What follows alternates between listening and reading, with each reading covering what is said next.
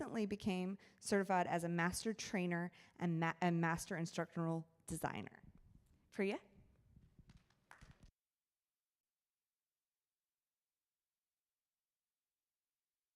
Everyone, I'm so excited to be with you all today.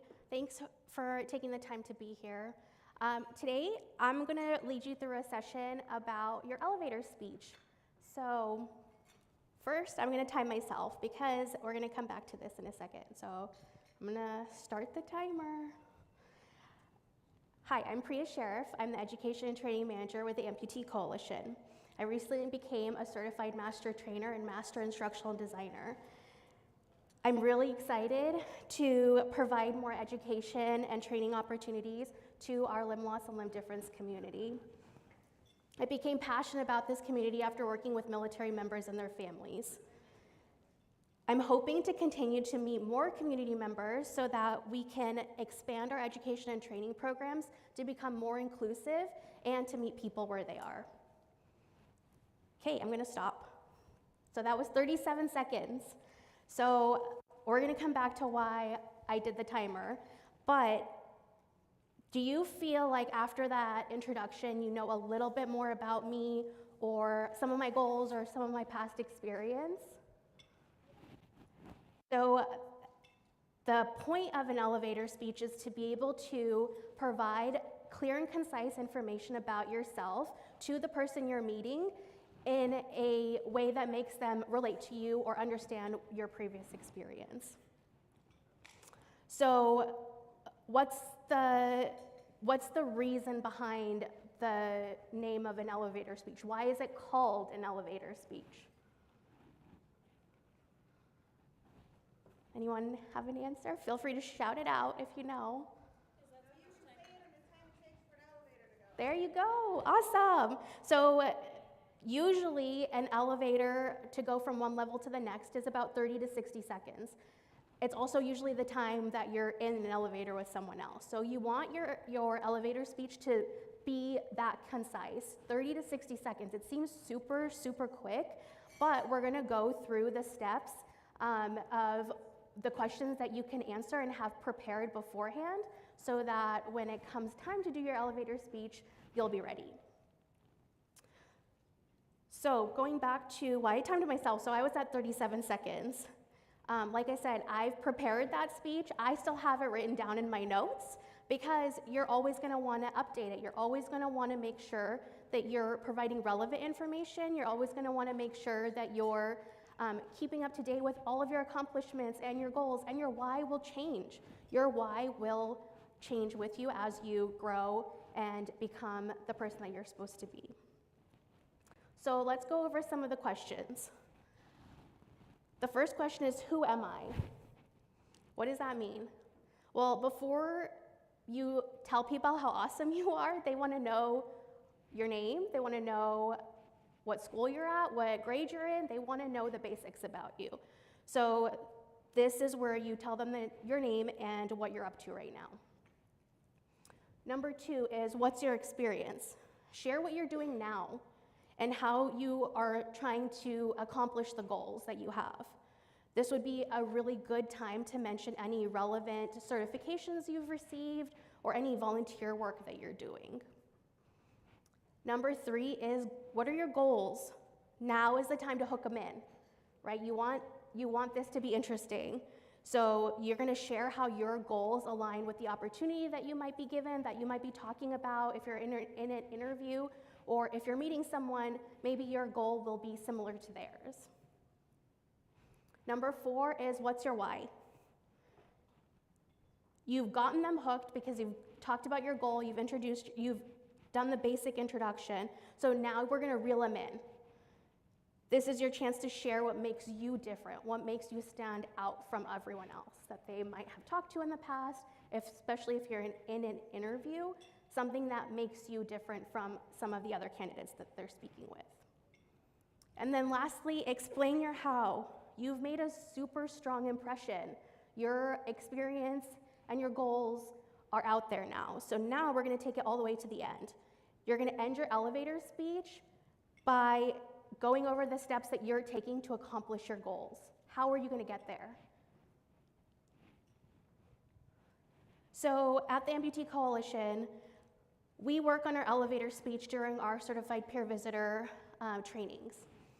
We want to make sure that our certified peer visitors and our junior certified peer visitors are ready when they're asked to meet members in their community. Whether they're going to a hospital or they're gonna meet at a Starbucks, we want them to be able to provide their elevator speech in a clear and concise manner so that the person that they're meeting with, if it's the first time that they're meeting someone else with limb loss or limb difference, they're seeing how you're so much more alike than different. So when we get to the part of talking about our limb loss or limb difference, we've heard from so many youth and so many young adults that it's really hard to know. Do I talk about this now? Do I talk about it later? When's the right time to bring it up? It's always okay to know your feelings and feel those feelings. If you don't feel right about bringing up your limb loss or limb difference, that is completely up to you. For our example that we're gonna go through today, we're going to include it, but feel free, like I said, your elevator speech is always gonna be moving, it's free form, feel free to update it and make it what you want it to be. So we're gonna try it together. Hopefully everyone has a piece of paper in front of them.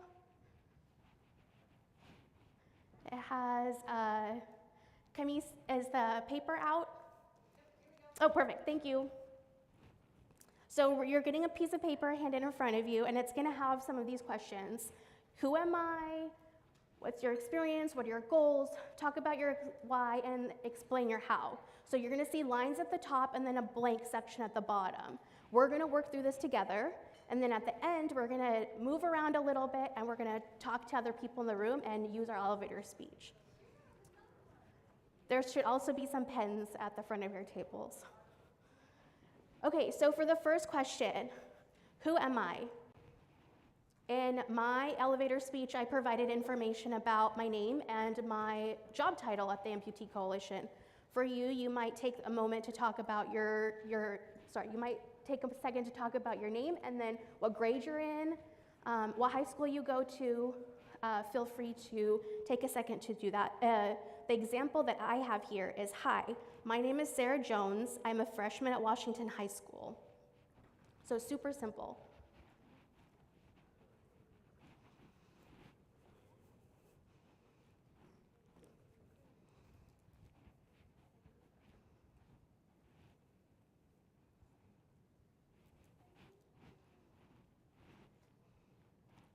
Okay, so moving on to the second question, what is your experience?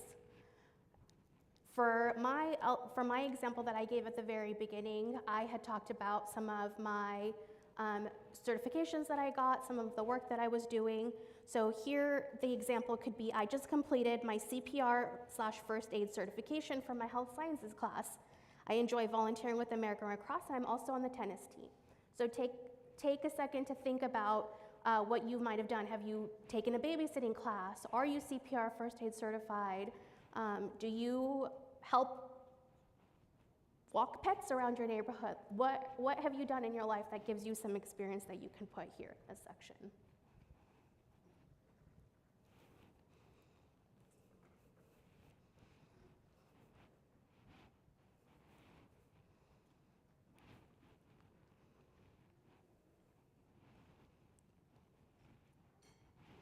Okay, so I'm gonna see if anyone wants to be brave and give an example.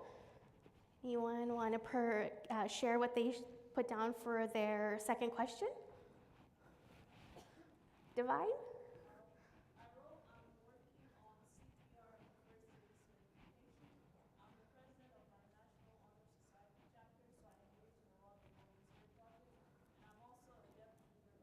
That's amazing, great job. I love that. That's perfect. Okay, so let's go on to the third question. What are your goals? So an example here might be, my ultimate career goal is to become a registered nurse. So we're just following along with the examples that we have as a high school student. So what do you want to be able to say you're gonna do in your career? What do you want to achieve? And then for the fourth question, we're gonna talk about your why. An example might be I became passionate about the medical field after experiencing my amputation. I've taken steps to become a nurse by joining the health sciences program at my school and becoming CPR first aid certified.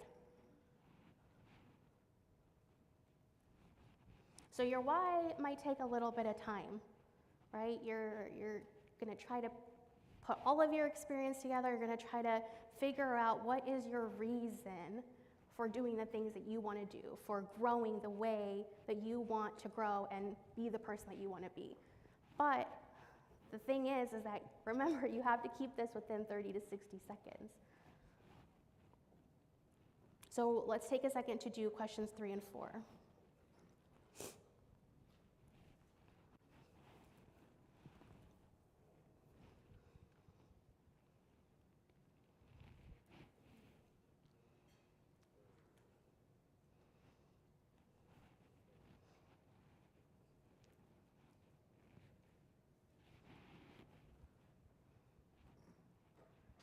Anyone want to share?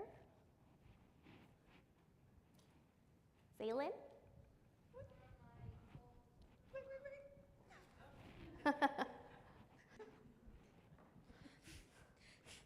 For my goals, I would like to get a full ride scholarship in wheelchair basketball and get a degree in biomedical engineering. And my why is with biomedical engineering, I've always had an interest in prosthetic technology. That's amazing. Great job. And you did it so fast. So great.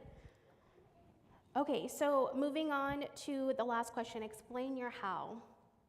What is your goal? What do you want to do at the very end? What do you want to say is your career? So the example is after high school, I want to go to college and get my bachelor's degree in nursing. So this, Sarah Jones has provided information about who she is, what high school she attends, what her experience is. She was certified in first aid and CPR. She's enrolled in her health sciences program at school, and her ultimate goal is to become a nurse after high school and go to college. So she's given a lot of information in 30 to 60 seconds. And if you were to meet her, you know what her life path is, what she's kind of set out for herself.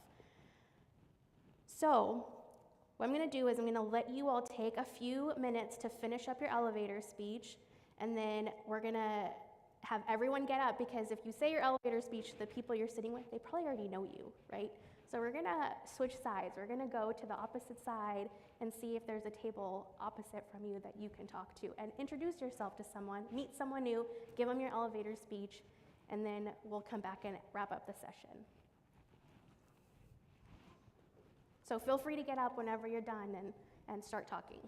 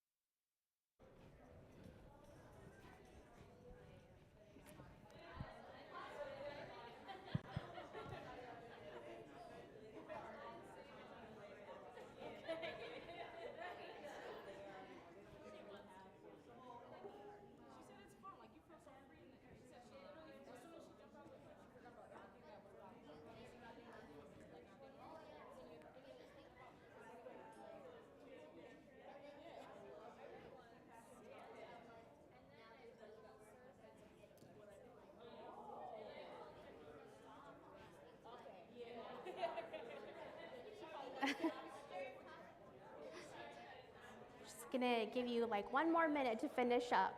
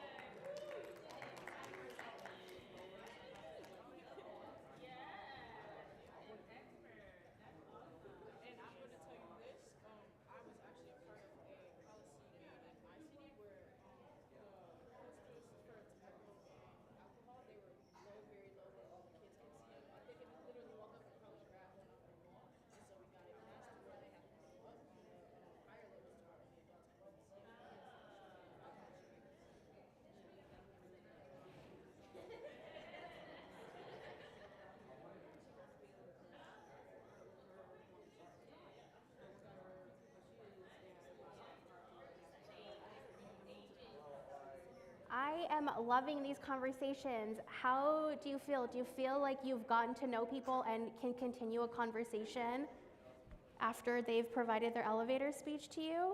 Does it feel like you can, keep that conversation going? Yes. Yeah? Awesome. Well, I'm so glad that I got to lead you through this session. Please practice. You have the basics. You have the questions that should be included in an elevator speech. You know how long an elevator speech should be. It's going to change with you as you grow, as you figure out what your why is or your how changes because you've had to take a different path. Put that into your elevator speech. It's important because that defines who you are. Try to do this at least once a day. Try to introduce yourself to someone. Record yourself, time yourself, because that's how you're going to get better at it. I was so excited to lead you through this, and I'm so excited to see the continuing conversations, and I hope that you continue to connect with one another. Thanks so much.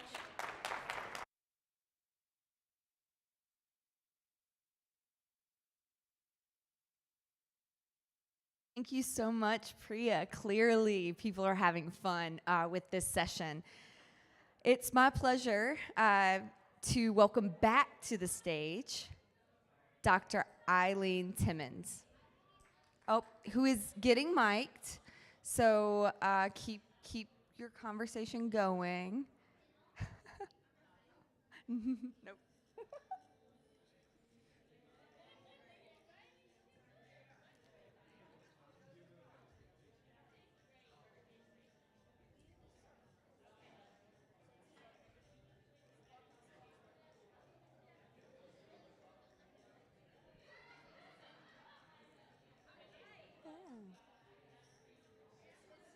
All right, all right. All right, we're up again. Thank you, and I can guarantee you this time it's going to be more interactive than last time. So we're going to talk about project management today. And what is project management? And a pop quiz. So have a little pop quiz, and there's gift cards for people who answer. So we're going to have some fun Q&A and then some takeaways. So what is project management? How many of you in this room raise your hand, nod your head, whatever you'd like to do? Let me know how many of you have ever worked on a project. We all have, right? All have worked it. So what I'm going to talk about today are some good skills that are used in corporate America, also in, nonprofits, construction, all different areas, and talk about the career of project management too, and how you can use project management in your everyday life. So, project management is an approach that is followed to help ensure that all project work is, created. So I'm not going to read all of this, but all of us have a budget, right? We want to know if we're doing a project, how much does it cost? Even if it's building a tree house, right? Or buying a bicycle, or adding add-ons to something, that's a passion of yours. We have to have a budget, and we have to have a schedule. So what is a project? Did you ever think you would have to look at a definition of what a project was? Right? So here's what a project is. We all do projects throughout our lives, and it's a temporary endeavor, right, that you want to complete to the end. So the project outcome is referred as the project deliverable. You're delivering something for yourself or others, right? And it might require multiple adjustments. Where else do we hear about some different things this morning on resilience, right? Adjustments in your life, adjustments in projects. So what is a project manager? Okay? This is some ideas of what a project manager might be. Someone who starts from the beginning to do a bridge to completion. They facilitate, everybody levers to make sure everything's delivered on time. Building a space station, there's huge project management there. Installing a new computer system, connecting hundreds of company offices into a network, developing an international training program, or organizing a fundraising event, or even this event today. I am sure there was a lot of time and effort put in this by the entire staff to make this event go off wonderful. And they use project management. So it can be used in all different ways. So this is what a project manager is. Okay, I'll give you a minute to read it. It's a lot of wording.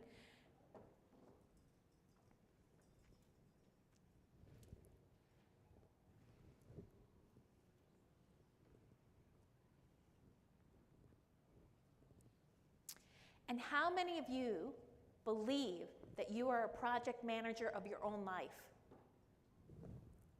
We all are.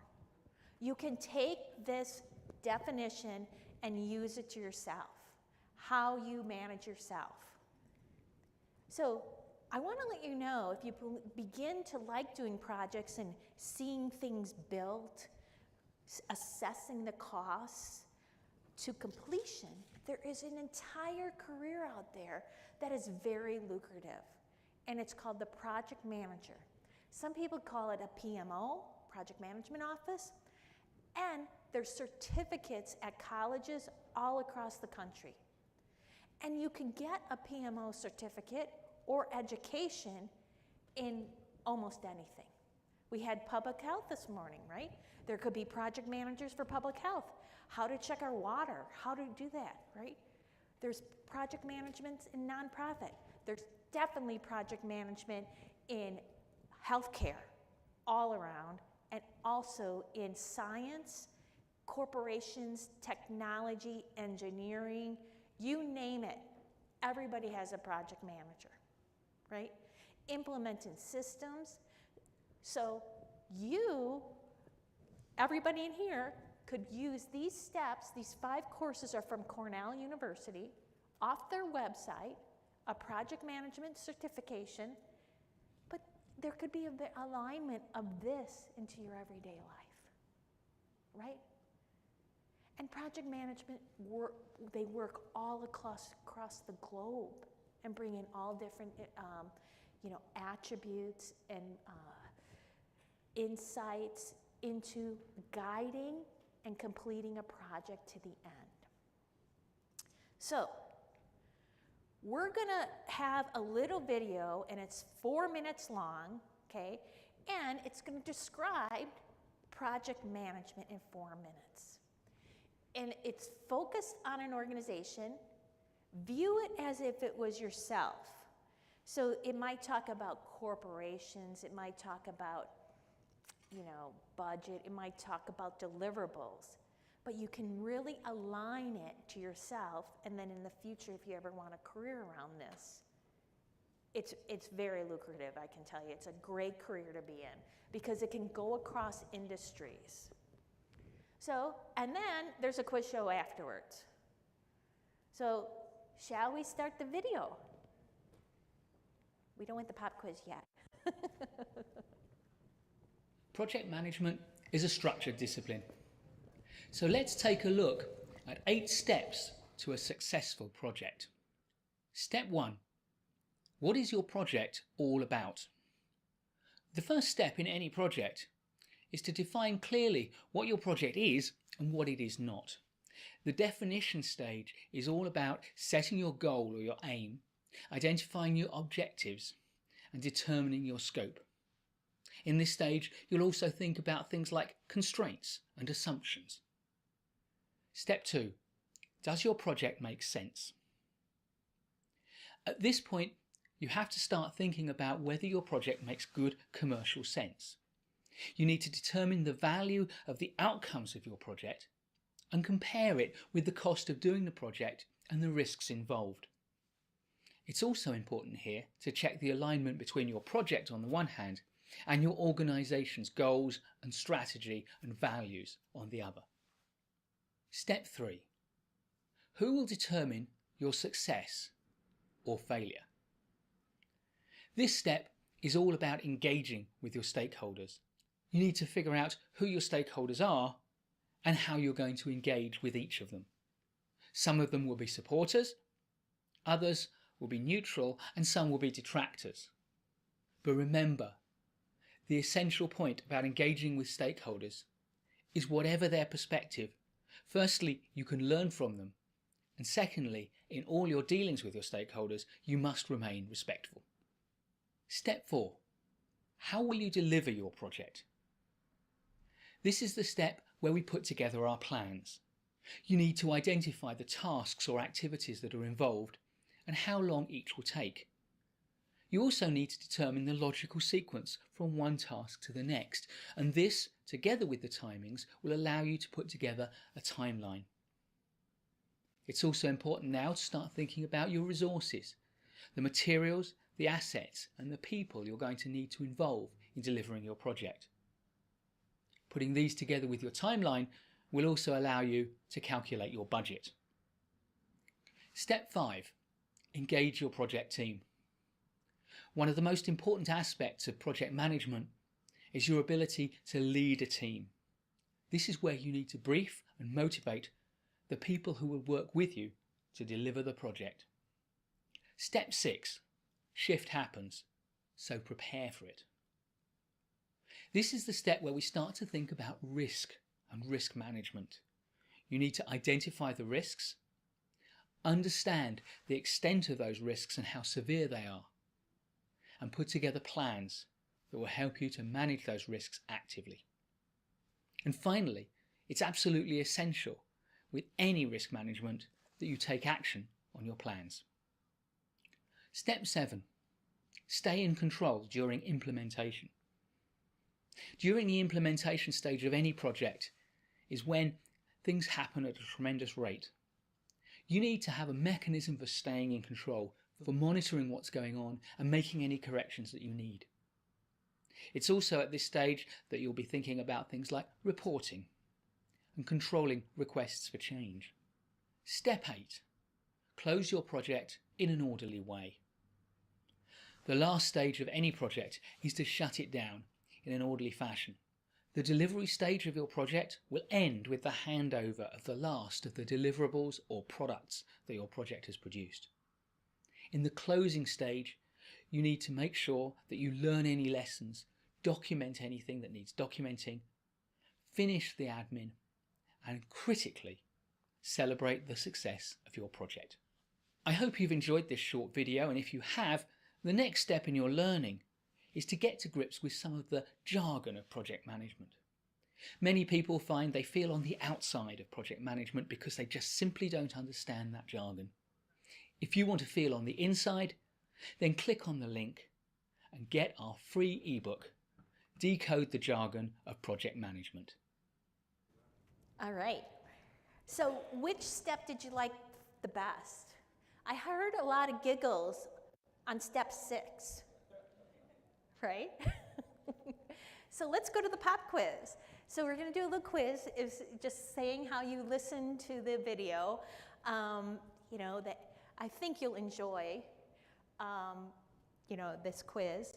And if you, look we got an answer already, raised hand. Oh, okay, hold on. So let's go here first. Number 1, how many steps is a successful project? D, 8. Oh, D, can I give you a gift card? Yay! Go enjoy. There's 8 steps. Now, this is one theory of project management. At the later, I'm going to share a little handout that we'll put online for you, which has really a detailed steps. So this is all from the video you just saw. Does your project management make sense? Go ahead. A, determine the value of the outcome of your project. Absolutely, it's A. Now, how many would take your time and meditate on it? Well, you could do that too, but the video said A. Create a mind map around your product. Does everybody know what a mind map is? Okay, a mind map is where you put an issue in the middle and you think about it, kind of meditate, and you draw lines and you think of the answers there. So that's not a project management. And put together planning, that's not it. So you're right, it's A, determine the value of the outcome of the project. Next, how do you plan to deliver your project? What is the major activity in this? Oh, yeah, that hand went up fast. What number? What letter? D. D, put together plan, that's correct. So by visioning it, how many of you think by visioning a plan, it'll just come to fruition? No, you have to put action behind it. You have to put steps behind it. Okay, via YouTube, well, you can watch things via YouTube, but you can't really execute it and write a summary. You will be writing a summary, but really putting together the plan is one. I made some of these answers easy. Step 7, stay in control. Why is it important? Oh, I saw a hand back there.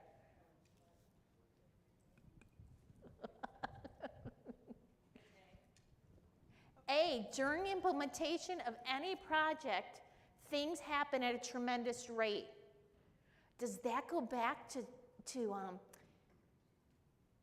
step number 6? Right? Shift happens, right? And goes back to resilience this morning about bouncing back. You may have a perfect plan and something may change your whole way of doing it. Wasn't it Post-it notes were created by a mistake at 3M? They were doing something else and they created this Post-it notes. And how many of you used a Post-it note in your life? It was by a mistake. They were working on a project and they came up with it. So no, change happens at a tremendous rate. There's going to have to be flexibility. You're not going to be able to control some things at a time. And you know what? You can't control others, right? So here are the 8 steps of project management. So in small groups, I would like you just to take maybe 3 to 5 minutes at your table and discuss anything you would take away from this. What personal school or work project that you might be working on now that you could apply the 8 steps? Did you learn anything new? Can you use this information to support your own projects? And then we'll just have a quick report out. You don't have to answer all those questions. So if we can wait 3 minutes, will that be good? Let's do it.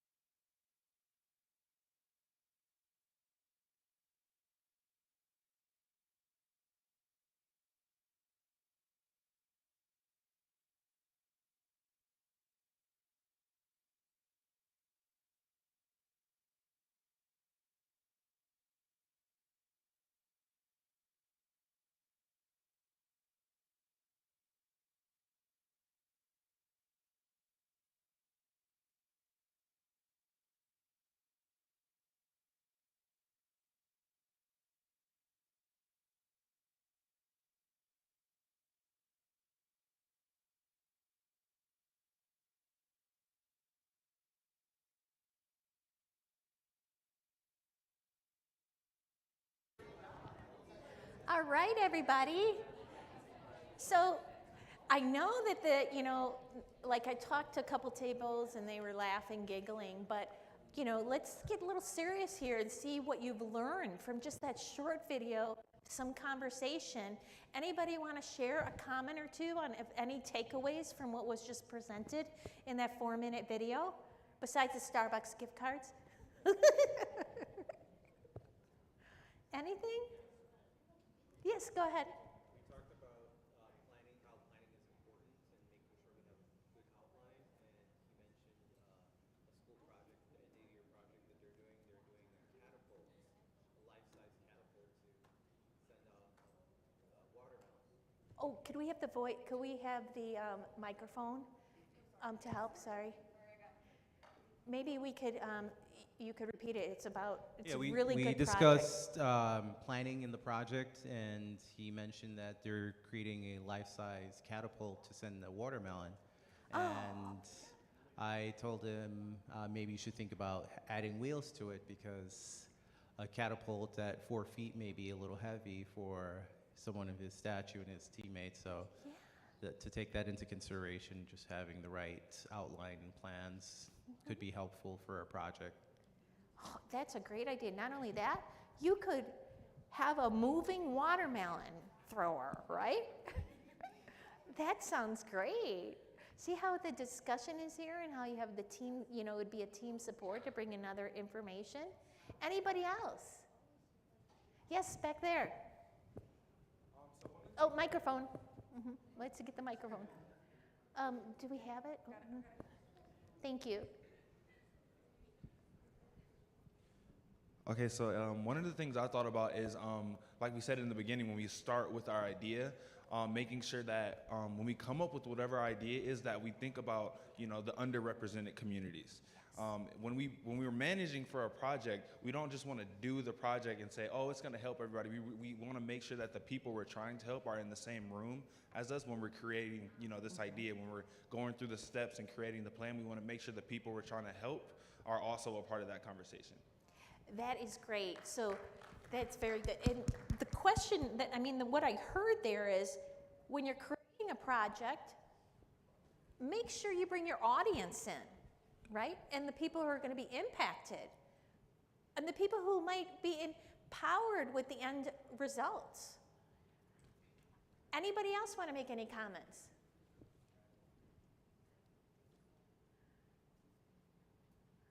None? How many of you used project management skills? I know everybody has. Now you have a little bit of outline to learn a little bit of more structure at times. Now, this is a resource that's in the PowerPoint, and I couldn't make a bunch of copies because it's like 45 pages, but it's from a website, is P as in Paul, M as in Mary, IEF.org,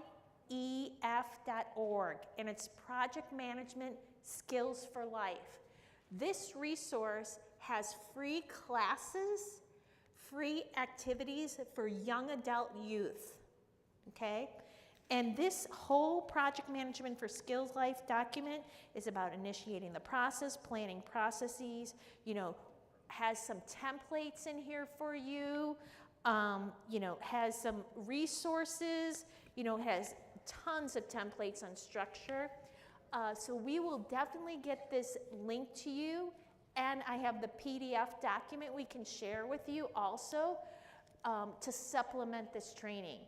But this is free online training for youth of all ages, and it's a wonderful program. It's by the Educational Foundation from the Project Management Institute. And the Project Management Institute is one of the best well-known institutes for project management around the globe. So, and with that, are there any questions? No? All right, thank you.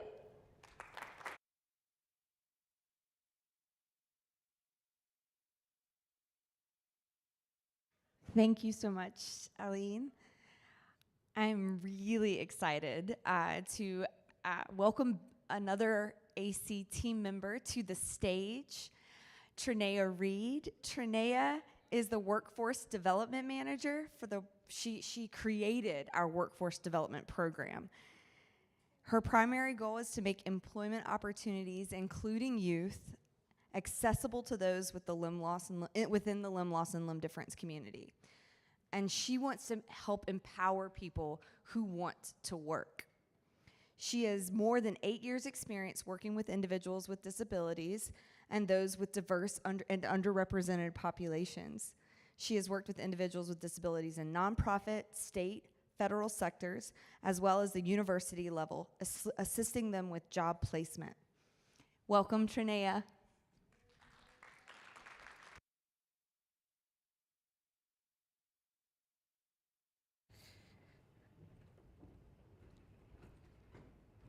Thank you, Ashley. Could everyone hear me okay? Awesome. How's everyone doing today? Doing well. Thank you, Divine. My name is Trinea. Like Ashley mentioned, I am the Workforce Development Manager for the Amputee Coalition. It's a pleasure to be here. Today we're going to be talking about engaging in career development.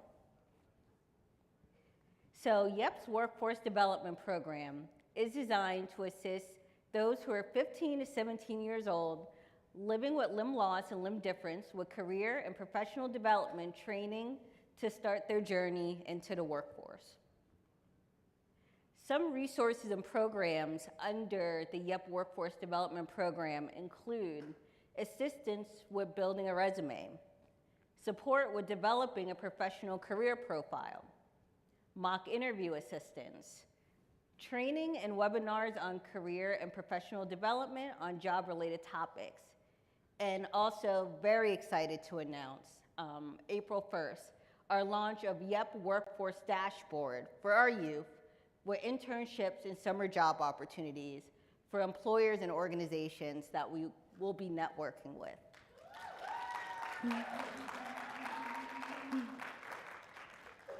So some prerequisites for the YEP Workforce Development Program.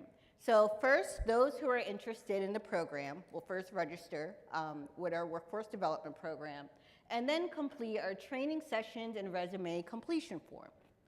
Within our resume, our training session and resume completion form, the first step will be having a 15-minute appointment with me or a YEP representative to discuss your employment goals.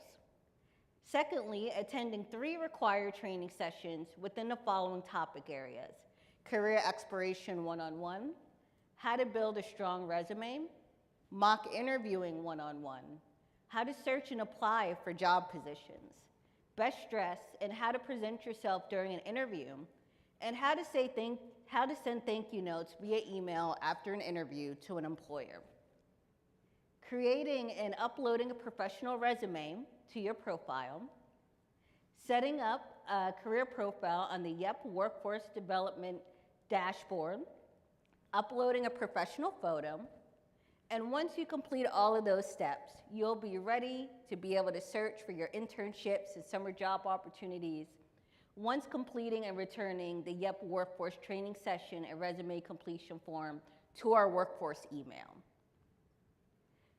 Here is a sample of one of the pages on that completion form that you'll see. As mentioned before, there'll be 3 required training sessions for you guys out of the following topic areas of career exploration, how to build a strong resume, mock interviewing one-on-one, how to search and apply for a job position, best dress and how to present yourself during an interview, and how to send thank you notes via email after an interview. So this will be a sample form that you guys will notice, and this form will be on our YEP webpage for you guys to complete and send back to either myself or a YEP representative. So exciting news, upcoming career development opportunities for YEP. So at our youth camp this year in August, I'll be presenting as well about her career development programming for workforce development. And at that time, the navigation of our YEP Workforce Development Program dashboard, where we'll be going through how to search for internships and summer job opportunities that you're interested in. Also super excited to bring back the Flint Public Health Youth Academy. Super grateful for them as well. and being able to introduce, again, public health, workforce, and the importance of our community being involved in that process. So one program that I think is beneficial for everyone in this room, and I've had a chance to speak to some of the parents in the room about this program, is the pre-employment transitional services that's offered through vocational rehab. So through this program, it offers students with disabilities with career exploration and transition to adult life. Some of the programs and services under this program include exploring careers, developing work skills, which essentially you could be linked to an on-the-job training program for 3 to 12 weeks, and different employers, Fortune 500 companies, nonprofit organizations, to be able to boost your work skills. Another good thing about this program is when you're starting in the program, let's say at age 14 or 15, you know, you're able to do 3, 4, 5 on-the-job trainings before you're even graduating, getting out the door to get your degree. So you're gonna be a step ahead from your peers because you're walking out of high school with different employment opportunities under your belt from different organizations and employers. Also, which is important, is social and self-advocacy skills. That's very important to be able to advocate for your needs once you're in an internship, a summer job, as you transition out into adulthood, to be an advocate for the needs that you might need in the workplace. So each state has a pre-employment training, employment transition services program, and the services start as early as 14 years old. So applicants could apply for the program through their local vocational rehabilitation office. So vocational rehabilitation is a U.S. Department of Education funded program that provides services in every state for those with physical and mental disabilities. Below here, if you guys are able to click the link here, will be a sample of the page that you guys could go to, where it'll show, have a link for each state, where you'll be able to find your locale, put in your zip code, and search for the nearest vocational rehabilitation office near you to be able to apply for services. Can we click this link right here?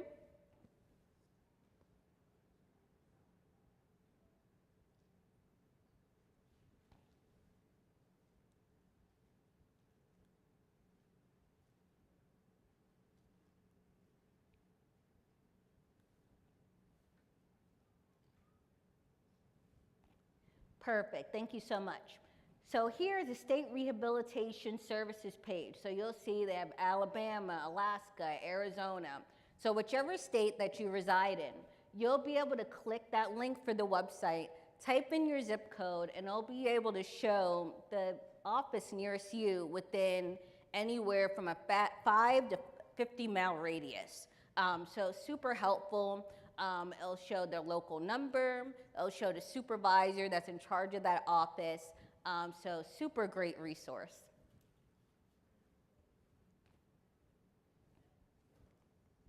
So who likes Jeopardy? Great, because we're going to be playing Jeopardy today. Could you click that link, please? Okay, who wants to go first?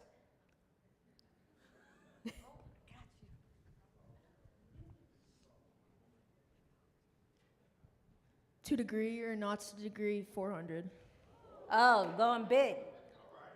So school counselor, do you think that school counseling involves a degree or doesn't involve a degree? It does. I think you're right. Let's see. Yes, it does. So you need at least 5 to 6 years of college to be a school counselor.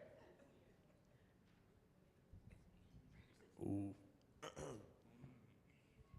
Mystery question 400. The name of the program that allows you to work on campus and use your salary to help pay for your education. I don't know. Who said work study? Correct. What is the work study program? Job skills 500. Ooh. The ability to judge what needs to be done and take action, especially without suggestion from other people.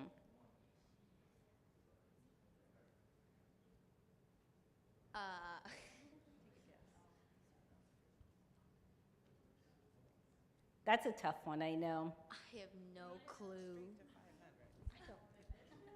Go big, or you just make everyone else not be able to do it.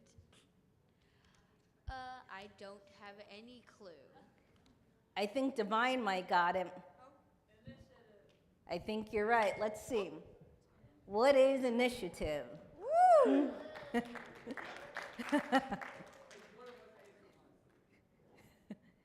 Anyone else? Sure, go right ahead, Brandon. To degree or not to degree 500. Awesome.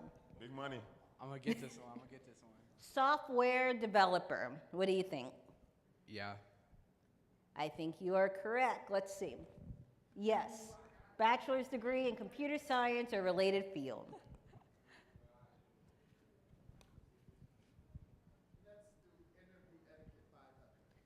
Awesome.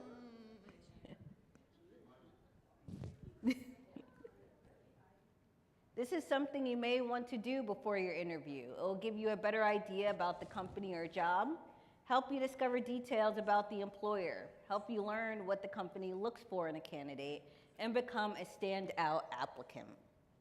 What is do your research on your employer, on the prospective employee? But we have to say what is in Jeopardy, right? Yes, yes. What You is gotta do put your the own what, research? What is in front of it? Yes, that's correct.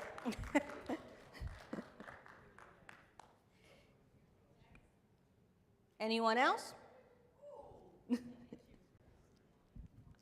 Guess the career for 500. Awesome. Never mind. Issue landing and takeoff instructions to pilots. Monitor and direct the movement of aircraft on the ground and in the air using radar, computers, or visual references. What is air traffic controller? Perfect, yes.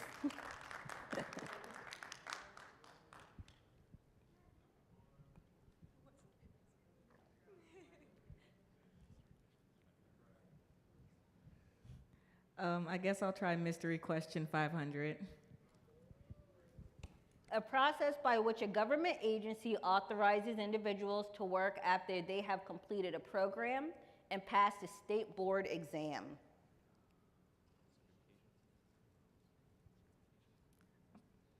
What is certifications? Close. It's what is licensing. You're so close. Very close, very close. Oh, we got another. Here, I'm coming.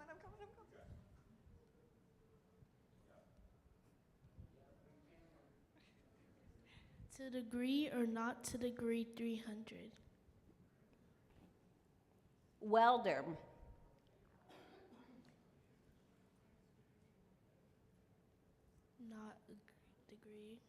Not a degree. Correct. So you don't need a degree. You can become a welder without a formal degree. However, if you want to be certified to be in like a welding opportunity, you could get a certificate for a 1-year certificate or a 2-year certificate degree. Okay, let me do interview etiquette for 100. We cheat. This is a written completion of your education, your work experience, credentials, and accomplishments needed to apply for a job. Resume. Resume. What is a resume? Correct.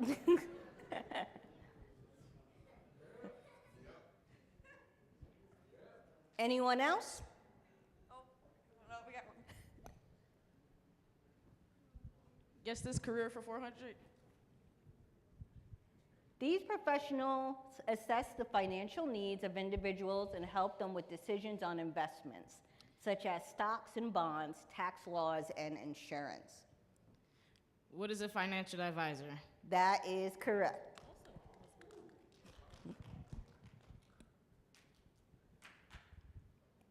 Anyone else?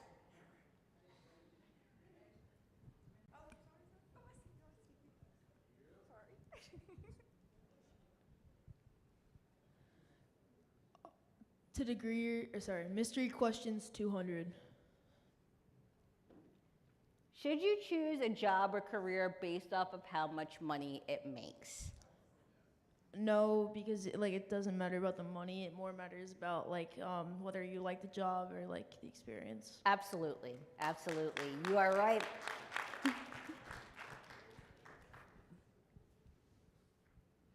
Any other participants?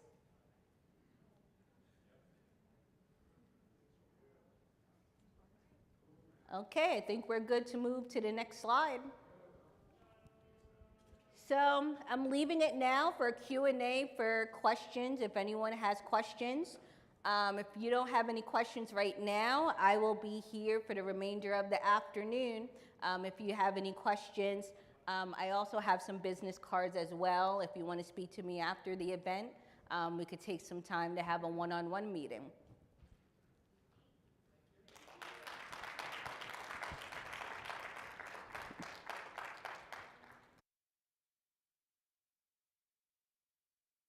All right. So we're a few minutes ahead here. Remember, you can always take a break whenever you need to. But I think we all want a little bit more of the Flint Public Health Youth Academy if we could have them join us again. For such a fun session. Yeah, I'll get them all. And do you want the Yes, please. someone? Okay, Yes. Okay.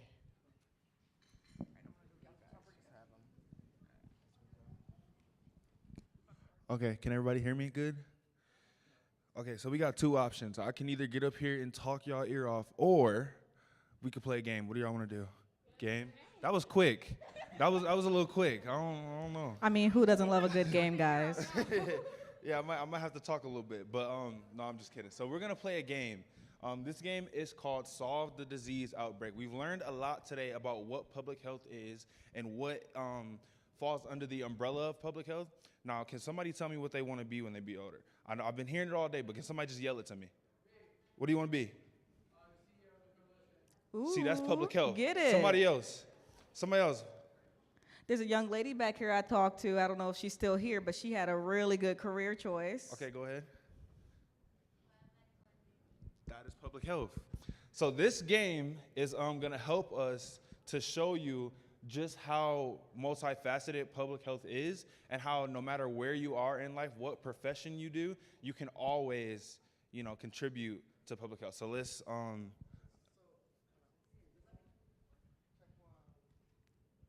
So what we're going to do is we're going to recruit you all, and you're about to become global epidemiologists. We're going to solve a world outbreak. Y'all ready? All right. So we're going to go to level 1.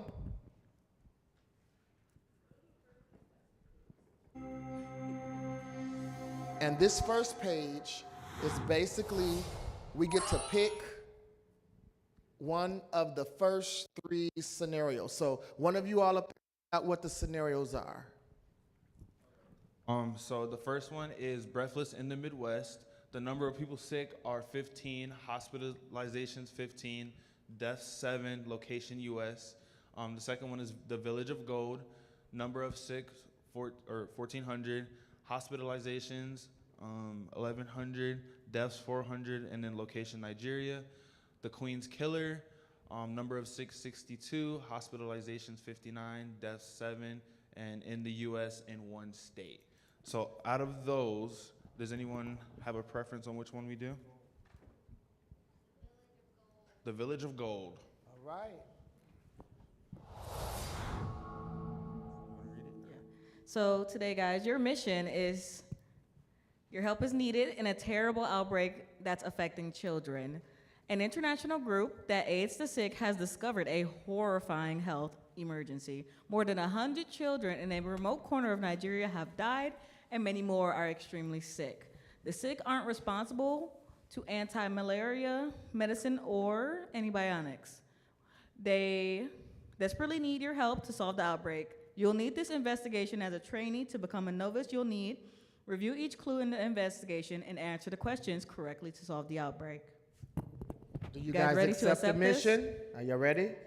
All right, we're going on a mission. Okay.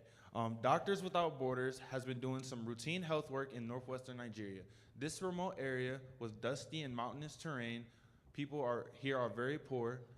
Most are farmers or miners who dig for precious materials like gold. The doctors discovered that 3 villages are in the midst of a horrible outbreak. 118 children, many of them younger than 5, are dead, and many more are sick, with symptoms including vomiting, abdominal pain, headache, and convulsions, sudden, violent, uncontrollable shaking. So we want to click the clue. Click the little clue on the bottom, see if it's another clue. Nope, it's the exact same one. So then we have a map of the region. So then read the question now. Yep, that's just the map being bigger, showing us where the outbreak is. Go ahead with the question. Okay, so it could take days to reach the village. What should we do? Should we recommend that Nigerian authorities take a closer look at first, closely monitor the situation from the CDC headquarters in Atlanta, or should we go to Nigeria immediately? What do you guys think? I saw your hand. Don't put it down. I saw you. Which one? Go to Nigeria immediately. Let's so see. That's the last one. Then you said A. She said A, which is recommend the Nigerian authorities take a closer look. Which one you want? Y'all want to go with A or C? We need a tiebreaker. A? Okay. Ooh. You need to launch into action. You earned 0 out of 100 points. That's okay, though. That's okay. It's okay. This is a major health crisis. With so many kids dead and more dying every day, there is no time for delay. Grab your passport and suitcase, get your vaccinations, and line up your visas and security clearances from the American and Nigerian embassies. It's time to fly to Nigeria. Immediately. Next clue. Clue number 2, it's a major undertaking, but you and your team make it to the villages. There you find a terrible scene. Outside the villages, a graveyard with more than 100 newly dug small graves. Parents of children who died tell you that their kids had seizures, and you see that many of the sick kids are still having seizures. Others are listless, and some have gone blind. Most of the sick are children. There are some sick adults too, but they aren't as bad off, and no adults have died. What should we do next? So before we decide that, in public health, we look at data, we look at information. So if you can click on cases, it'll tell us what the cases have been. Someone read that. Okay. There are 3 villages in this area. Each village consists of open air dwellings and with dirt floors, separated by low walls. People from extended families live in compounds, a number of dwellings close together, enclosed by a common wall. Some of the compounds have their own well for drinking water, but people in other compounds use a common village well. A few of the villagers begin to wonder if the drinking water is contaminated. So like Dr. Key said, when we're using our public health brains, we start to look at the people who are sick, and then we start to look at what their living environment is like, what their life is like. So we want to look for anything that could point us in the direction of what is causing this disease. So like it said on here, some of the villagers are, using the same well water. So we want to, take that into account when we're thinking about why are so many people getting sick. Questions? Go to the question. What should we do next? Should we take samples of the sick people's blood immediately, get permission from the village elders, then take the samples, or get everyone away from the villages immediately? Thinking public health, what would we do? A. Else? What you say? B. Did you? B? That probably is the proper thing to do. I don't know if that's happening in public health, but that probably would be culturally appropriate. All right, let's go with, who said A? Over here? All right, let's try A. It was wrong. What was it? Read. Okay. Because this is such an emergency, yes, it seems like a good idea to rush in and take those samples right away, but that could backfire on you. This is a traditional Muslim community, and you're an outsider here, coming from another country. You need to earn people's trust, and can't assume that they'll just go along with whatever you say. The first step is to meet with the village elders, explain what you want to do, and win them over so the villagers will cooperate. Now, us in Flint, we can relate to this because when we had our water crisis, we had a lot of people coming in telling us what we should do, what we could do, what we did wrong, all this stuff. So it's very important to make sure that when you're approaching a community, whether it is a foreign community or even a community here in the United States, that you first meet with those people and engage with them so that you know that they know that you're there to help and that they know that they can trust you. I think we have a future epidemiologist over here. All right. Next clue. Clue number 3. Now that you have the village elder's permission, you take blood tests of all the sick people in the village, including children under 5. While doing your research in the villages, you notice that in many cases, entire families are involved in mining. Many children work in the mines, and even very young children help their mothers break down rocks or dry the ore in their own family compound. The blood tests show that the sick children have extremely high levels of lead in their blood, which means they have lead poisoning. A serious and often fatal condition. The sick children need immediate treatment, but you only have a limited amount of medicine. And the question for this one is, you have a limited amount of medicine, whom should you give it to first? Children who are the least sick and have a better chance of recovery, children who are the most sick and have seizures or in a coma, or children under 5, beginning with the youngest. Now this was a really tough one. I see a hand. What do you think? B? Okay. I see another hand over there. What do you think? C? Okay, we need a tiebreaker. Anyone else want to give an answer? Okay. It's very difficult to choose in this situation because you want to try to get all of them. So look at the case. Click on cases. As part of the investigation, you discovered that one of the 3 villages is not involved in gold mining and has a much lower rate of sickness than the other 2 villages. This leads you to suspect that the mining is to blame for the lead poisoning, since it releases so much toxic lead dust into the air. The people who mine gold don't have sophisticated machinery or protective equipment. They collect large rocks and then crush them with simple tools or their hands, without wearing face masks, goggles, or gloves. And they don't do this work solely in a mine either. Much of the work is done in the village, and some is even done in family compounds by mothers and children. You try to talk to the head of each household to find out whether the family members have been mining. And click on the chart so we can see what the data is saying. So Village A has 27% healthy and 73% sick or dead, and they're a mining village. Village B, 16% healthy and 84% sick or dead, and then Village C, 92% healthy and 8% sick or dead.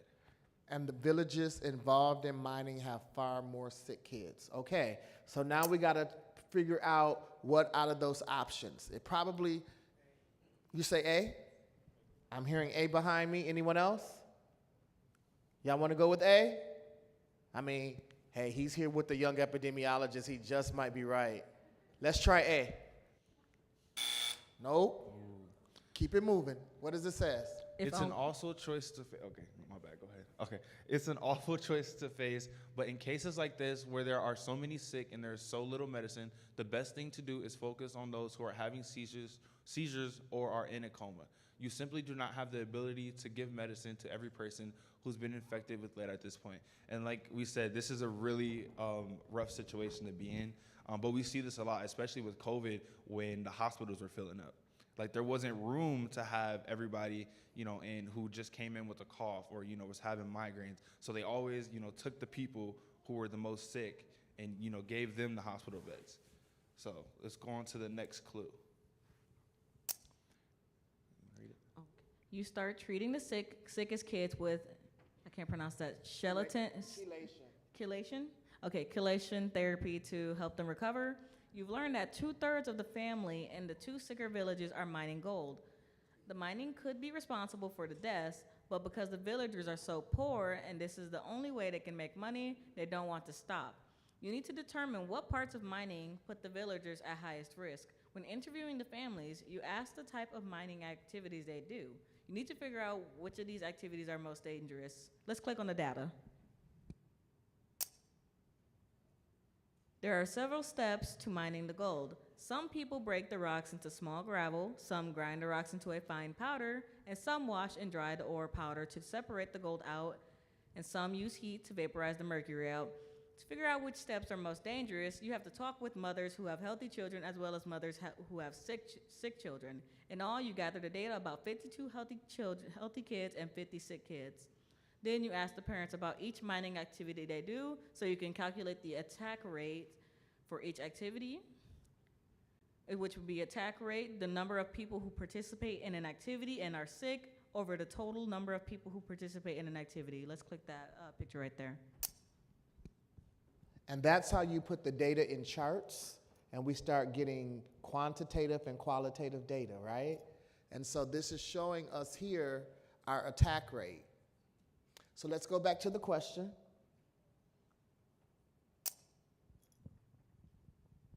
Based on your data, which children are most likely to get lead poisoning? Kids whose parents grind rocks into powder, releasing the toxic dust, kids whose parents wash and dry ore, or kids whose parents perform the most mining activities? What do you guys think? We'll actually put up the data back up too so they can see it. So you see breaking rocks into smaller rocks, 40 kids were sick, 21 were well. That was the highest. Grinding rocks into powder is 33 that were sick.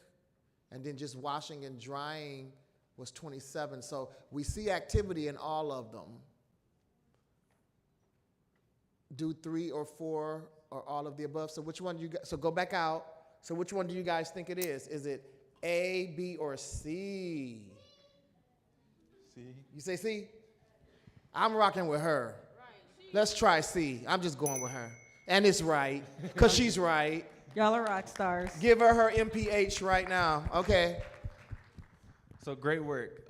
Take a closer look. You're right. Kids whose parents perform 3 or 4 different mining activities have the highest attack rate, 85%.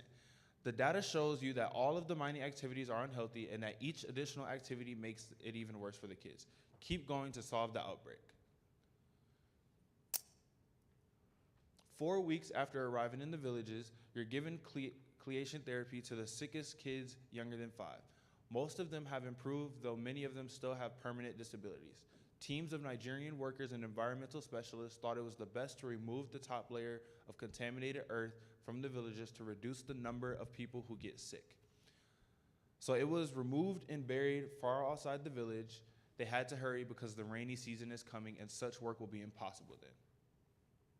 You've been working hard to educate the miners about the risk of this kind of mining. You tell them not to mine from inside their own compounds. They should always keep their living areas free of mining activities. Still, they don't have good protective equipment, and even when they follow your advice, most of the miners come home covered in dust, tracking the dust and when they walk to and from the village. So let's click on the data again.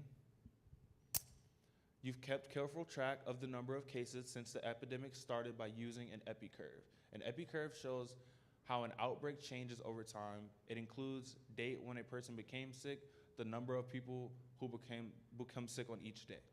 EpiCurves are updated as new data comes in, so they're always changing. The shape of the curve can provide clues about the possible source of an outbreak. We can click on that image. So when you look at this curve, what do you guys notice?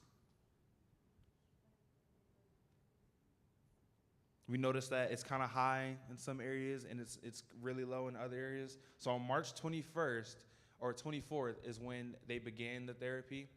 And then on the 29th is when they began the remediation of the environment. So you can see that after that chelation therapy, it already started to take a drop. And then after the remediation of the environment, it took an even bigger drop. But before that, it was high, and it kept getting bigger and bigger. So we can click out of that, and we can hit the health tips. Health tips. In this outbreak, lead dust from the mines was to blame. However, in the US, when children have high blood lead levels, it usually because of lead-based paint, which was banned from the use in housing in 1978, and lead-contaminated dust. To avoid lead poisoning in the US, follow these tips. Make sure your children do not have access to peeling paint or toolable surface painted with lead-based paint. Regularly wash children's hands and toys. Hands and toys can become contaminated from household dust or exterior soil.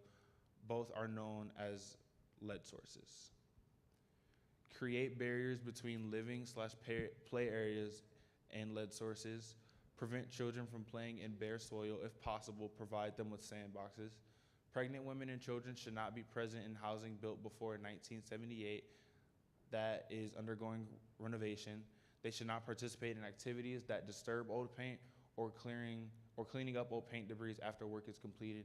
Household dust is a major source of lead, so parents should wet mop floors and wet wipe horizontal surfaces every 2 to 3 weeks. So after hearing that data and those health tips, and based on the epi curve, which of the following do you think is happening? The epidemic is better but hasn't gone away. The treatment hasn't worked. The epidemic is better, but minors are still getting too much lead near their kids. The epidemic appears to be ending. A, B, or C? What do you think? B? Okay. Anybody else? We all agree with B? Okay, let's try B. And we're correct. Look at this table. All right. You want to read it? So let's view our results. Hit the view the results. We're still a trainee, but that's okay. But We did pretty scored good, guys. We did 900 points, so 900. give you guys a hand. So this is just, thank you all very much. We're done. So this is just a good example of how you can use interactive games to engage families in discussions around public health and epidemiology, and also one way to kind of create interest with young people on what really public health professionals do. So thank you all so much.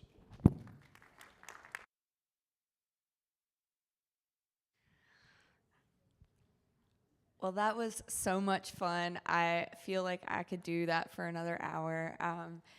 Thank you so much to the Flint Public Health Youth Academy for being here today and walking us through what it means to be a public health professional.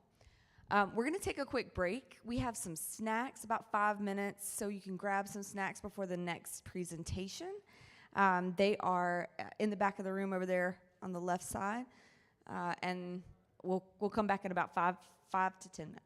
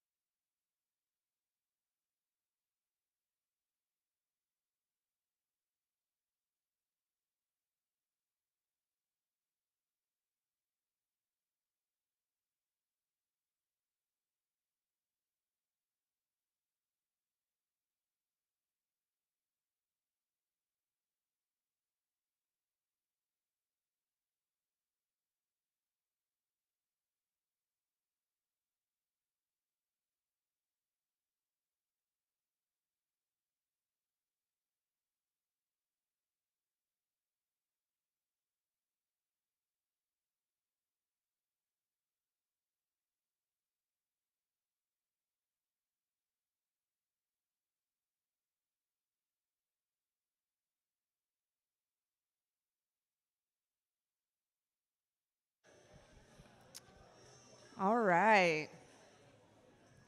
We are about to get started again. I think the team's ready. I am excited to welcome to the stage the Elm Health team. Yes. Hello, everyone. What's going on? Hello, how is everybody doing? Feeling good? Wonderful.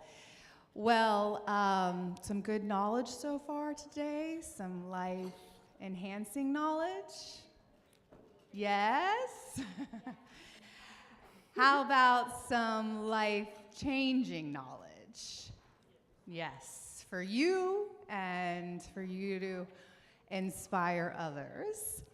So think about it. You have just learned how to work with the CDC to solve an outbreak. Thank you very much, right? So where is the CDC located at? Anyone? Atlanta. So by show of hoop and holla, because that's what we say in Atlanta, hoop and holla.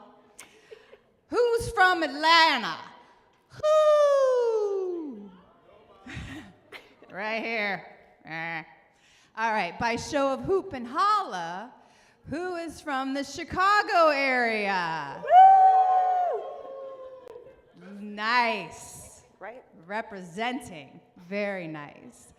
Well, on behalf of Atlanta, Georgia, and Chicago, Illinois, it is an honor to be here with you guys today and have a discussion with youth on protecting your mental wellness and providing tools and coping skills for when life challenges you. Up here with me are Millie Huckabee and Elizabeth Moranto of Sage Therapy Chicago. And we are honored again, Chicago. Come on, let's get some energy. So I'm going to hand over the mic to Millie, and she's going to share a little bit more about Sage Therapy and a lot more on your main presenter today, Elizabeth. Thank you. Hi, everybody. My name is Millie. I am the founder and CEO of Sage Therapy Chicago. Thank you so much for having us here with you today. So I want to tell you a little bit about Sage, but first I have a question for you all. What do you guys think of when you hear the word therapist or going to therapy? Someone you trust? Yes, absolutely. Which is awesome. And then that's actually part of our mission, because for so long now, the stories in the past about therapy have been that it's not a good thing, or that it's not normal, or that there's something not good about it. But it is really our mission here to break down those walls and outdated narratives and say that therapy is a good thing, that therapy is a normal thing, and that taking care of your mental health matters because you matter. We recognize so much how difficult it can be navigating this world, that it's often confusing and even scary at times. And so that's where we come in. We see clients from all walks of life, age groups, and identities. And we see kids and teens just like you. So one of our incredible therapists is here with us today. Elizabeth and I work together, and she is absolutely incredible. I can honestly say she's one of the most funny and caring people that I know. Elizabeth works with her clients to help manage feelings of depression, anxiety, process trauma and life transitions, and also help with relationship dynamics and family dynamics as well. So from the words of Elizabeth, emotions can be such a scary thing to manage, but all emotions and experiences deserve time to be seen and heard. Therefore, it is my absolute pleasure to introduce you to Elizabeth Moranto. Hi. Thank you, Millie, and thank you, Regina. I appreciate the warm welcome. And how are y'all doing today? What's going on? Well, today our topic is mental health and wellness and why it's so dang important. And so before we get started, though, there we go. We're going to take a mindfulness moment. So if everybody can get seated in your seats, just kind of pay attention to how your body's feeling right now, and we're going to follow along with the GIF on screen. So When it gets back to the bottom, we're gonna start by inhaling. We'll hold at the top, and then we'll let out some exhales. So again, let's start in, exhale, or inhale. Hold at the top, and exhale. Kind of feeling your body relax. Again, breathing in. Allowing yourself to settle in the space, and exhale, letting it out. Again, inhaling in, exhaling. One last time, inhaling in, and exhaling. Okay, so just before we begin, a few things about today. I want to offer a trigger warning. So obviously with talking about mental health and wellness, this can bring up a lot of things for some folks.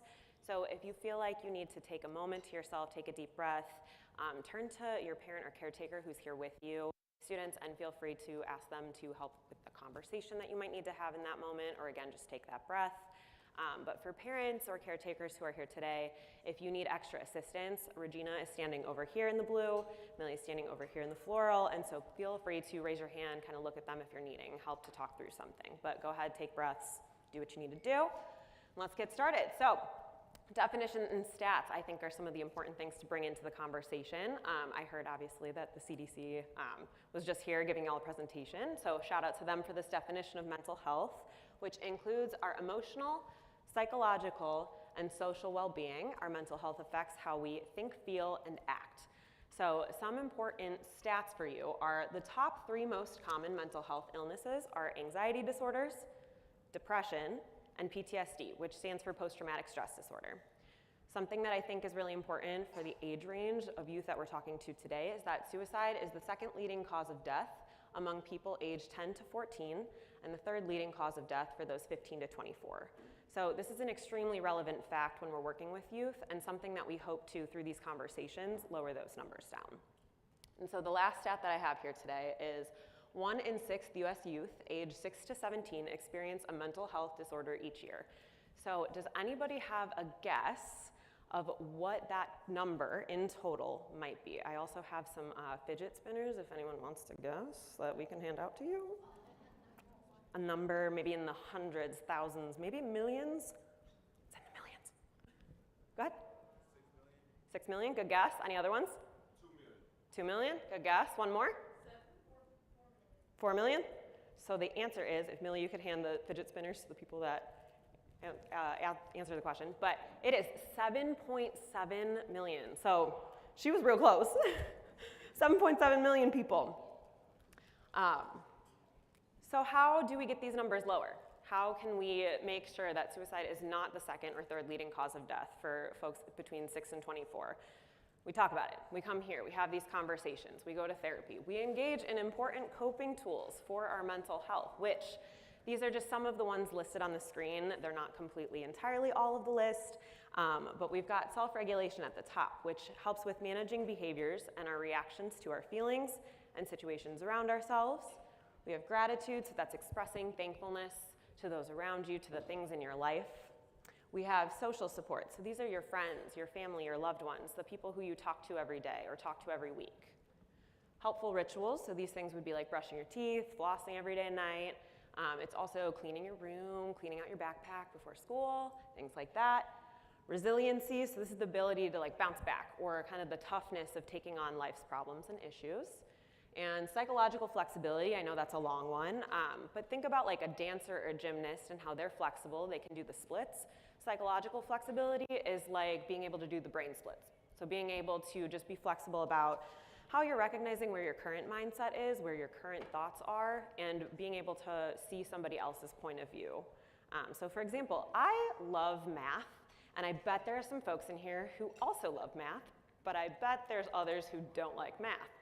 So me being able to recognize somebody else's perspective of, hey, I don't like to do math, I don't like math, and being able to step into their shoes, that's what being able to be flexible within your, psychologically within your brain, doing brain splits, that's what it is. So today specifically, we're gonna be focusing on self-regulation. So again, like I mentioned, this is the ability to manage our behaviors and our reactions to our feelings and things around ourselves. And so you might be asking, why self-regulation? What's the need for this? Well, so self-regulation helps us to manage our reactions to emotions around us, like excitement or anger, sometimes frustration, embarrassment even. It helps us to calm down after something really, really exciting, like a surprise party, but also something maybe upsetting, like learning a loss of a loved one. It helps us to focus on tasks or refocus our attention on new tasks. And it helps us to control our impulses as well as behave in ways that can help us to get along with other people. So, what is self-regulation in itself? So we got a few different components. Two of them are already up there, one of which is mindfulness. And if we go back to the GIF, you'll see Patrick Starr sitting. And most people think that it's meditation, right? Like sitting quietly in a room, just like, and as much as that is mindfulness, of course, we can also practice it just by being aware, just paying attention to things. So maybe from the example earlier of brushing your teeth, paying attention to how the bristles feel on your gums, on your teeth, or paying attention to how your food tastes when you're eating it right now as you're snacking. So that's all about mindfulness, is just paying attention. Next up is movement. So all different emotions have different energies, and so with movement, we're allowed to get those energies out. So when we think about anxiety, for some people it feels like a tightness in the chest, or with anger, sometimes our bodies get really hot and like really coiled up, and we just gotta like move it out. And so movement helps us to get rid of those energies from our bodies and helps us to self-regulate and to kind of become in a more calm space. Deep breathing is another one. I know we were shouting out Chicago. There's your quarterback, Justin Fields from the Bears. Heck yes, heck yes. So deep breathing is what he's practicing right there to stay self-regulated through his games, which is a super important piece of taking in new oxygen, exhaling out that carbon dioxide, being able to get less stressed as we're kind of going about our daily activities. Self-care is another component of self-regulation, so this could be like doing your makeup, as you can see from the GIF on the screen, but it's also things like bubble baths and doing your homework on time, and again, like I mentioned, cleaning up your room, and saying maybe no to things that you don't want to do. And the last one is laughter. So laughter is super connective for us, right? Like when we're laughing with other people, we feel connected in some way, shape, or form. It's also another way to help us take in new oxygen and get rid of old carbon dioxide. So this is a super important piece of self-regulation that we do hopefully on a daily basis. So as we get into our lovely activities, we've got two up here. So if you want to go ahead and open up the packets that were passed around for y'all, you'll see that you have a stapled packet in there that has a bunch of different breathing exercises on it, as well as a couple journals, stickers, things like that in there. And go ahead and put your journal and stickers off to the side for right now. We won't be needing those. We're going to be focusing on the packet, which includes diaphragmatic breathing. So diaphragmatic breathing is a breathwork technique that uses our diaphragm, which is located right here, right underneath our lungs. It's a large muscle. And so it helps us to take in more oxygen, like I mentioned before, get rid of that carbon dioxide, but it's also known as belly breathing, because diaphragmatic is a really hard word to say, and it's the clinical term, which is great, but belly breathing sounds a lot more fun, and the reason why it's actually called belly breathing is because we move our bellies the most in the exercise if we're doing it correctly. Sometimes our breathing gets really shallow, which is normal. I mean, think about how you're breathing right now, so just kind of tuning into yourself. Like, you might be moving your chest or your shoulders up and down, maybe not as dramatically as I'm like giving you the example right now, but when we're going about our daily tasks, we're really not focused on our breath too much. So belly breathing is a great way to bring the component of mindfulness, self-care, deep breathing, all the things that we just mentioned, to kind of help us pay attention to our breath. So let's practice it really quick. Go ahead and look down at your belly. So you don't need to look at me, just listen to my voice and kind of pay attention to where your belly is right now. So when you take in a deep breath, trying to get your belly all the way out like you're almost having a beach balloon, like in your tummy. And then as you exhale, you want to contract that. So you're trying to like pop the balloon. So we're going to repeat it, so let's try to breathe in, breathing with your tummy, allowing yourself to then contract it in. Again, in, breathing in with your belly, and contracting it in. And so belly breathing aka diaphragmatic breathing, is one of the things that's written in your packets that you'll see. There are also 3 different kinds that we had written in there, 2 of which are diaphragmatic or belly breathing exercise. One is another breathwork technique that's called shoulder rolls.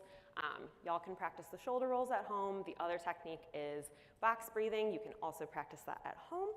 But today we're going to be doing dragon breaths. So these are super fun and super silly. And as you can see from Toothless in How to Train Your Dragon, he breathes a lot of fire, right? And so how cool would it be if we can pretend like we're dragons for right now? And I know it seems a little silly, especially for the older folks in the room, but bear with me and practice with it because we want some laughter in here. So with diaphragmatic breathing / dragon breaths right here, right now, what we're gonna do is take a deep breath into our bellies like we just did before with the belly breathing. We're gonna hold for a count of 4, 3, 2, 1. And then when we exhale, we wanna breathe out like we're breathing fire. So pretending like you're a dragon. Either you can pretend to be Toothless, you can make up a new dragon in your head, but you wanna breathe out like, ah! Yeah. Oh yeah, I scared some of y'all. So let's try to practice it. We're gonna do it 3 times through, and I wanna hear your dragon breaths. Okay, so are we ready? Let's breathe into our bellies. Hold for 4, 3, 2, 1, and breathe fire. Okay, let's do it again. Breathing into your bellies. Holding for 4, 3, 2, 1, and dragon. Okay, one last time in our bellies. Hold for 4, 3, 2, 1. Great job. So please practice that, obviously, when y'all get home after, on a break, something like that. It's a fun way to engage with our kids, right, and be able to just practice a breathwork technique that's so important to self-regulation, especially for youth. This is a tool that is really complicated and hard that we get to learn throughout childhood and adolescence. So this is a great, fun way to engage with your kids in trying to teach them breathwork. So next up is journaling. So if y'all want to go ahead and grab your journals that you place to the side. Why journaling though? Like, why do we do it? Does anybody here, have you journaled before? Just at all? Any time in your life? I see some hands. Okay, I see some nods. Heck yes, heck yes. Does anybody journal like daily or weekly? Yeah, something like that? Okay, heck, I love to hear it. Because journaling is so great for us. It's so great for self-regulation on so many different levels. It helps us to gain a deeper understanding of ourselves and explore our challenges as well as problems, fears, concerns. It helps us kind of bring those things to the surface so that we can start to evaluate what's going on and be able to work to solve them, work for solutions. It can help us with our self-confidence as well as organizing our thoughts and schedules. It can help us to create goals. It inspires creativity. It's actually known to boost our memory, which is pretty awesome, as well as our critical thinking skills, communication skills, and of course, our writing skills. So today, we're going to make some journals. So obviously, we included some stickers in your packets, as well as those journals. So feel free to get your journals out of your folder like I mentioned before. Get out the pens and stickers y'all have and be able to start creating your journal. So some ideas of getting started with that might be writing your names with bubble letters, adding some of your stickers. If you're sitting at a table with other folks at your table, you can trade stickers if you feel so you want to. Go for it. And then draw some doodles. Maybe draw a dragon to remind you of dragon breathing. Maybe draw the fireball that's coming out of its mouth, something like that. And we have some examples that are up on the screen right now, actually made by Millie. Wonderful. So I'll give y'all about 5 to 10-ish minutes to kind of create journals. But if by any point you realize you're done decorating and whatnot and you want to start maybe writing journal prompts, we have some already created for you. So we've got 4 different ones. One is write a story based on the first thing you think of when you hear the word apple. 2, 10 things you want to do before you die are. 3, if you could change one thing about the world, what would it be and why? And 4, write about a time that you got angry. So I will let y'all go ahead and get started decorating. If we want to maybe turn on some music, heck yeah. Cool.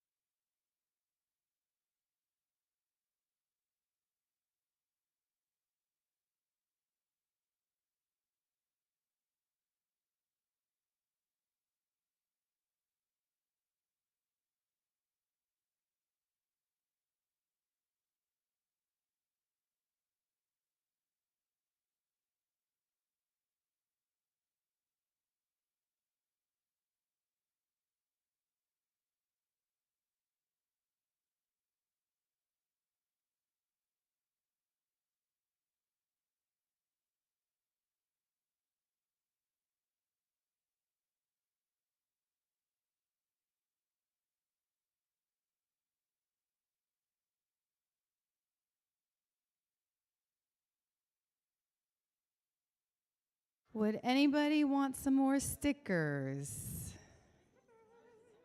Want some more? You want some more too? Okay. Well, let's give you, I'm going to give you a fresh batch. I think you've just had these. Okay. Here you go. Here's some stickers. Yay! We love it. Yes, please, right here. Wonderful. All right. Well, when you guys work on that,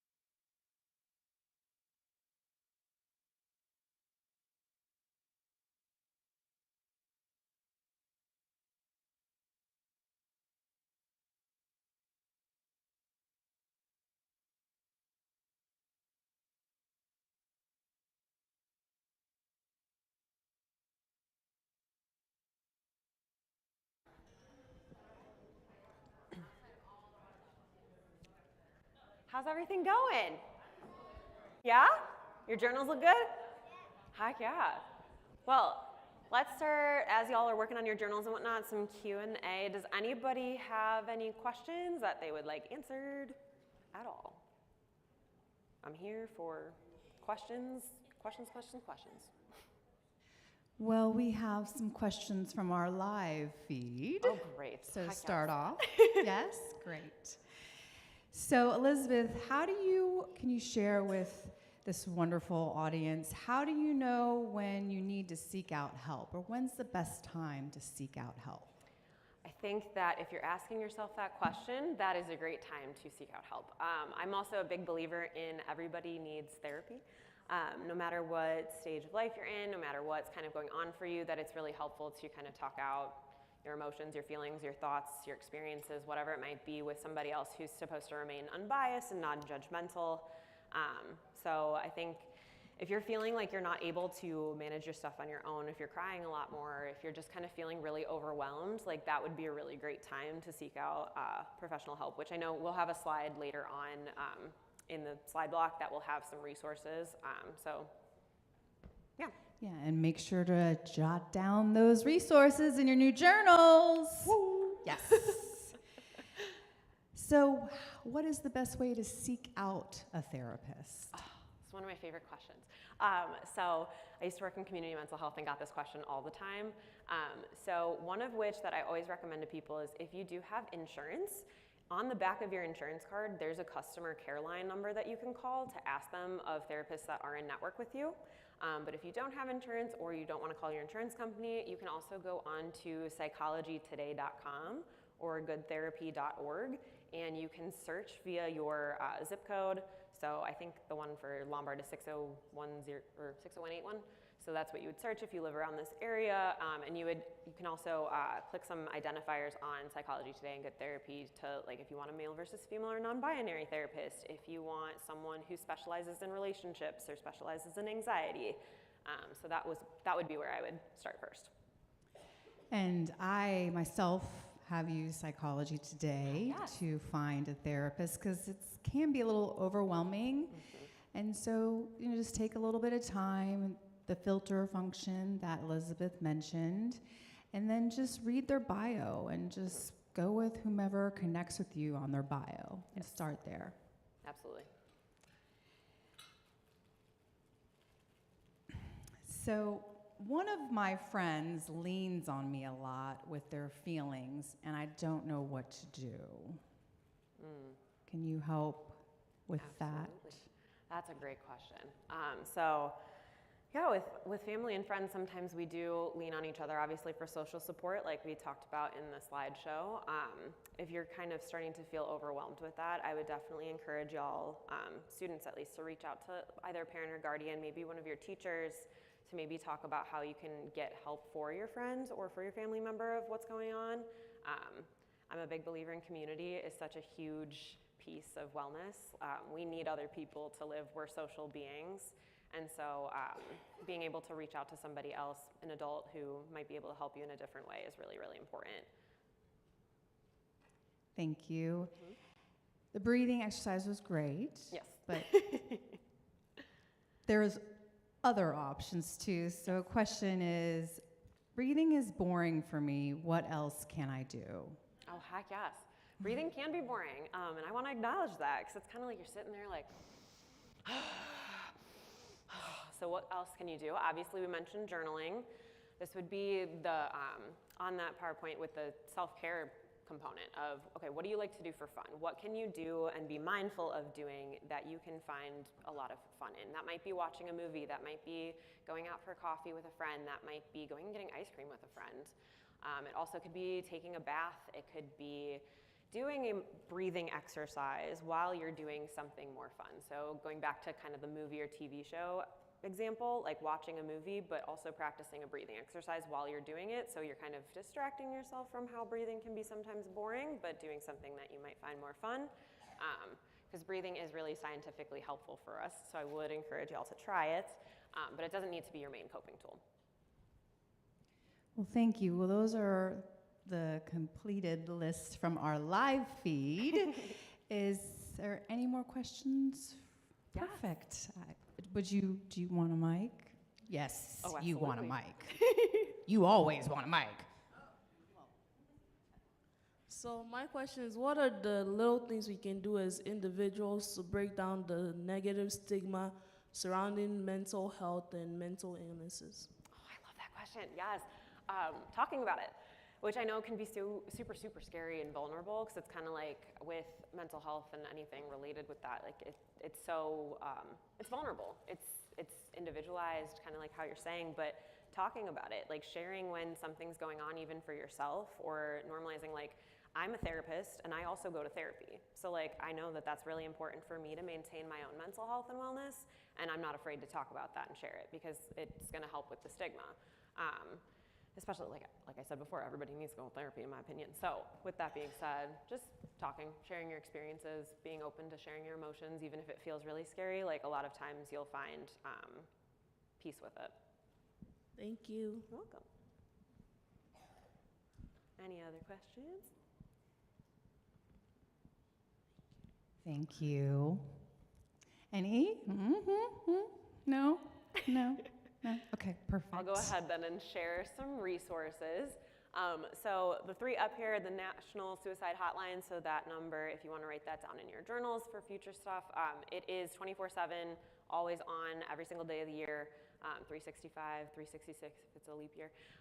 But you will, if you call that number, you get matched with a trained crisis counselor who can help walk you through any emotions that you're having, any experiences, things like that.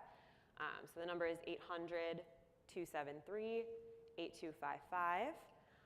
The crisis text line, I don't know why it's up there as this. It's actually 741-741.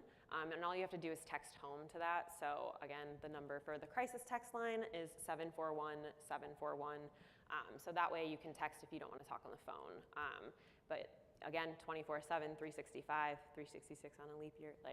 So that's available for y'all's use, as well as Sage Therapy Chicago. So that's us, that's me and Millie. So both of us are therapists that work there.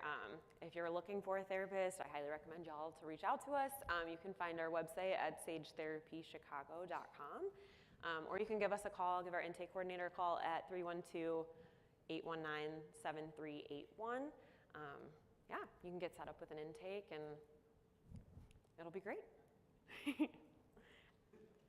So questions I know we already went over. It doesn't seem like anybody has it. So top 3 takeaways though, just so that we can end this on a final note of what can you take away from this presentation. So hopefully the breathing, the journaling. So deep breathing can be a helpful tool to manage my emotions. Journaling is also another tool I can use to understand myself and my emotions. And lastly, having emotions is a normal thing that every single person does within this world. So I hope that these 3 things stick with y'all as you continue through your day and continue through your lives. And thank you so much for letting me take up some of your time.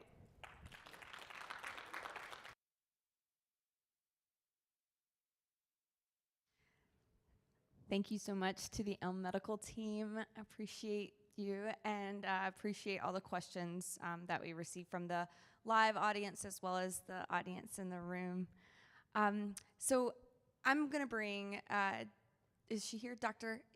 Eileen Timmons back. She's getting mic'd.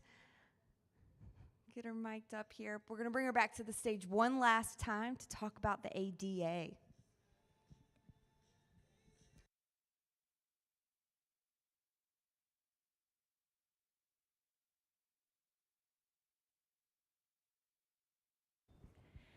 Hello, everybody. I'm up here again. So today I'm going to talk about ADA, the American Disabilities Act. And for many of you that don't know this, I was around when this was passed, okay? It was a 1990 only this was passed, okay, 30 years ago, right? Which really was transformational at that time.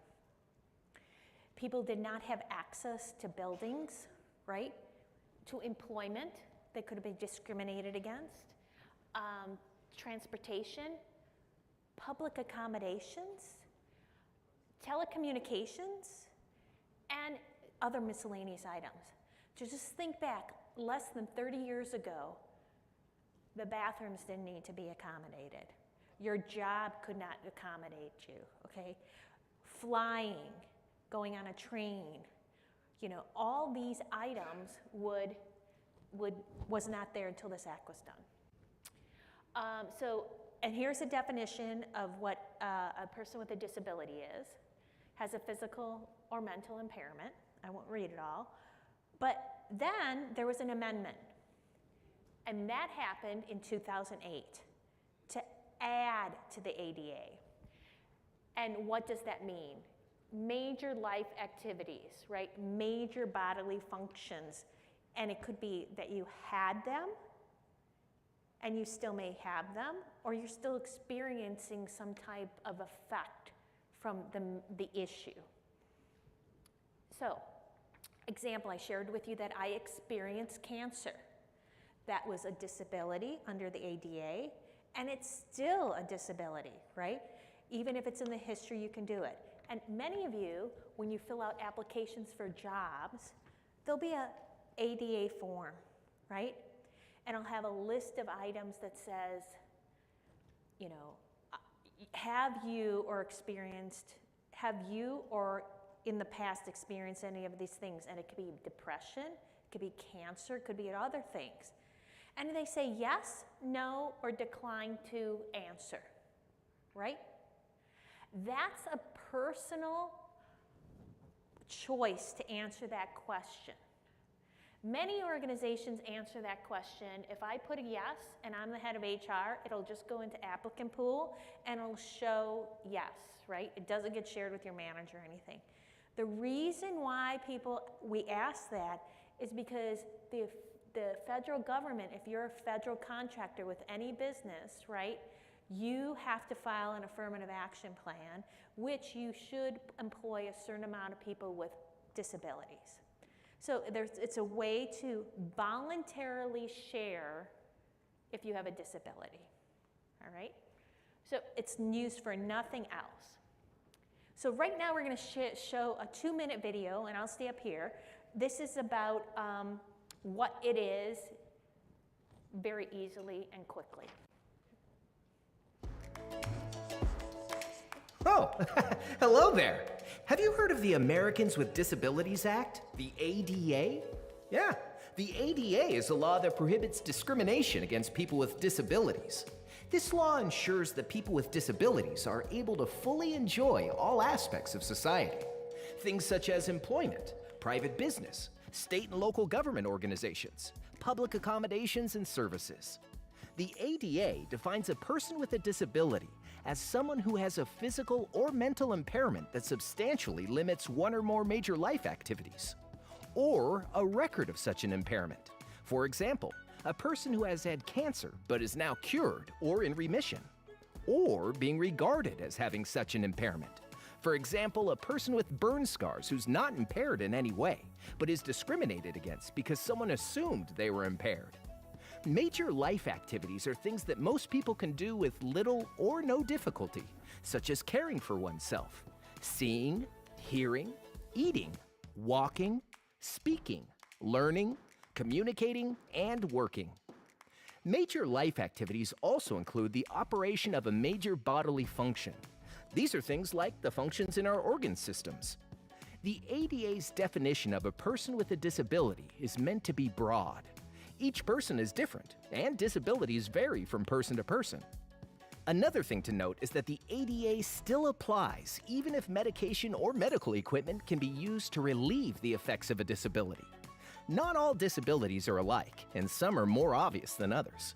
For example, someone who uses a walker or a wheelchair has a visible disability. But there are also disabilities that can be difficult to see, such as asthma, depression, or diabetes. Although these disabilities are not always obvious, they still have a way of limiting daily activities. Scout, come here, boy. Whoop, looks like I better go. Thanks for stopping by.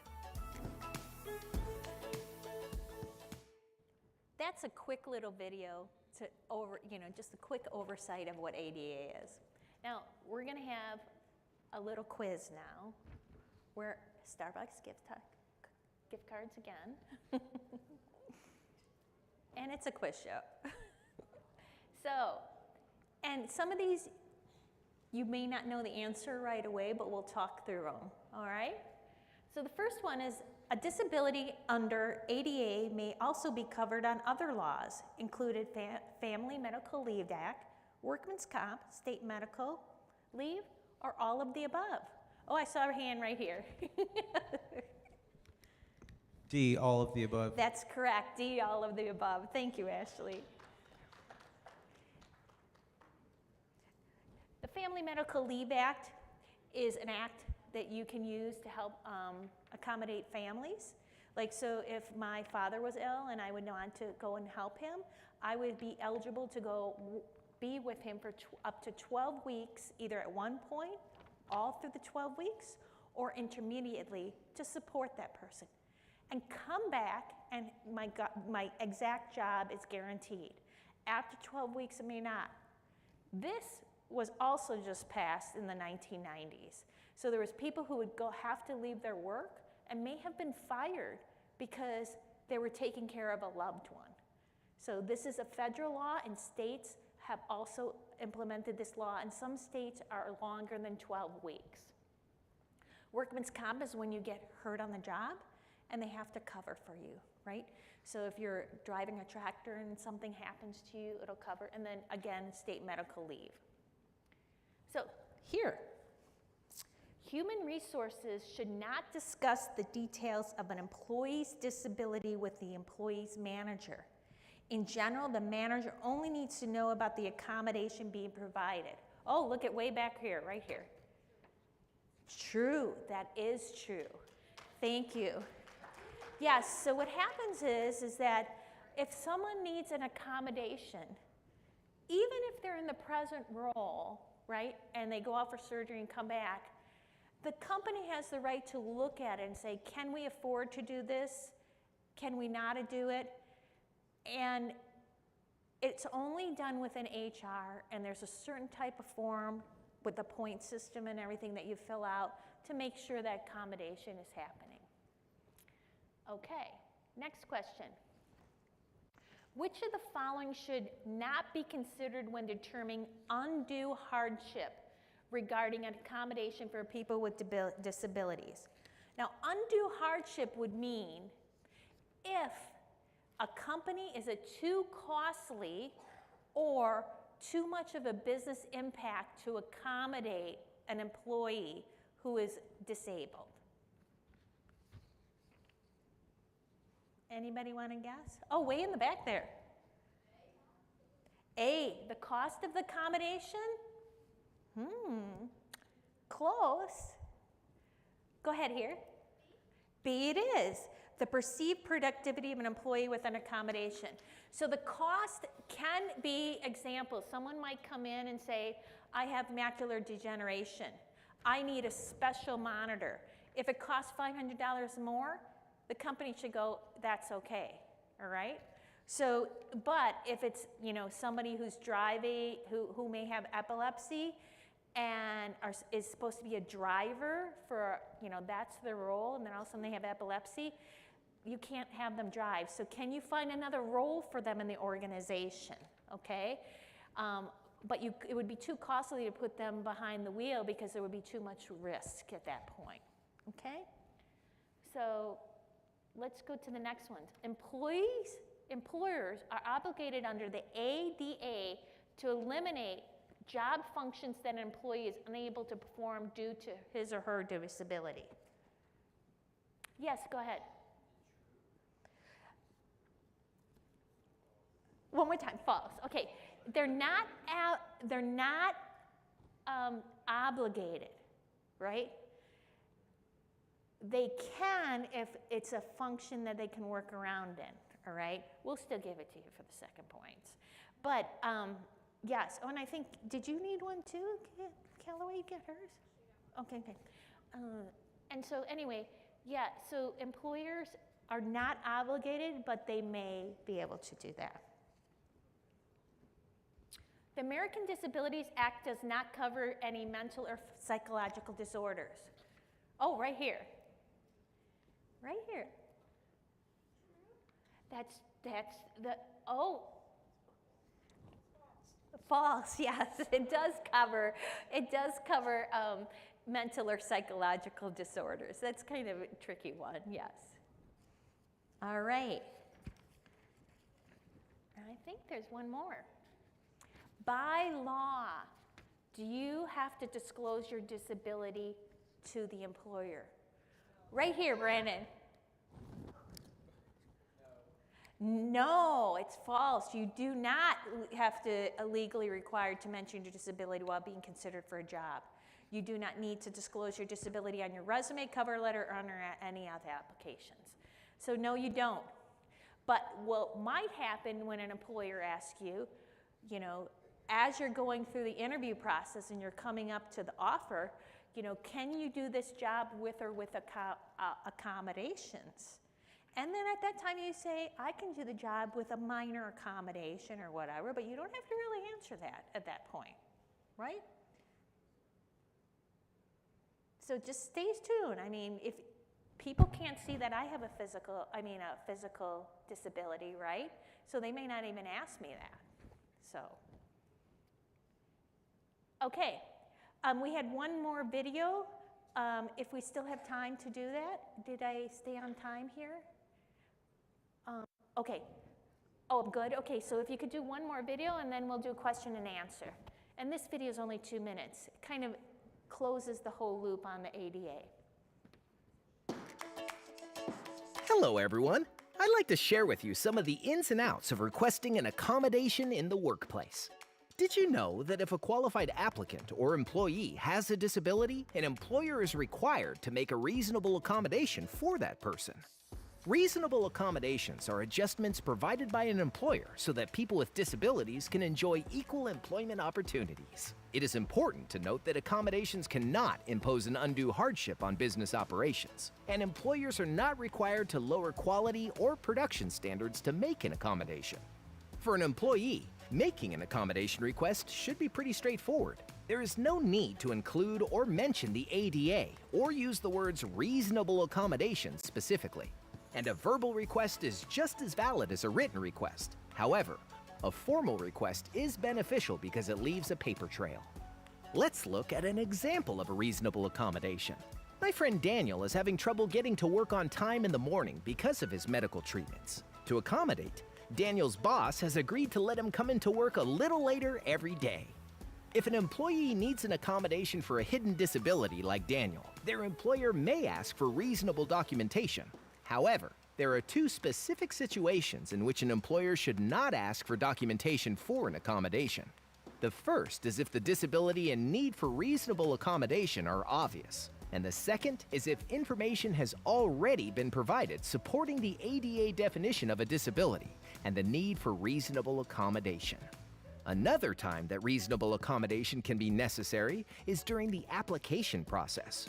For example, an applicant may request an American Sign Language interpreter for the in-person interview. When an employer considers an accommodation, their focus should be on the abilities and limitations of the individual, not on the name of a disability or a physical or mental condition. This is because people who have the same disability may have very different abilities and limitations. On the flip side, people with different kinds of disabilities may have similar limitations. To be qualified for employment, an applicant or employee must be able to perform essential job functions. In other words, the job duties that are fundamental to the position. They are the reason the job exists. For example, if a person is hired to drive a vehicle, the ability to drive is an essential function because this is the reason the position exists. Well, that about wraps it up. Thank you for stopping by. I gotta get back to work. Great. Well, I wanted to leave one resource. There's a gentleman in the Chicago area who used to work at Walgreens, and he was the VP of supply chain. And he made a transformational effort to change Walgreens. He had a son with autism, and he worked, and he didn't even have to do much. He went to a conference and said, how many store managers would like to, do a pilot where you would have people with limited disabilities, mental disabilities, physical disabilities, work in your store. And he had a story that he wanted to share. Almost all the hands went up. His name is Randy Lewis, and he wrote a book called There's No Greatness Without Goodness. And he's retired, but today Walgreens has over 10% across the country, not only in the stores, their distribution centers, but also in corporate, where they have people with disabilities. And I was grateful enough to work with him when I was the head of HR at Muscular Dystrophy Association for 4 years, to bring people with muscular dystrophy into our workforce to go and then use that as a platform to go get other roles. So if you want to read a really good book on how workforces and the corporate America are changing it to hire people with disabilities all over the, really all over the globe, really in the United States and the globe. That book is really great, and check Randy Lewis's website out. Are there any questions? Nope. All right, well, thank you so much. It's been a pleasure today being here. Thank you so much, Eileen. So we are rounding out the end of the day, and I want to try to encourage you all to get up and stretch a little bit, do the 360 photo if you haven't already. That's going away, so this is your last chance. We're going to take a 5 to 10 minute break, and then we have a really special treat for you all coming up next. So short break, get your pictures if you haven't already, and we will see you very soon.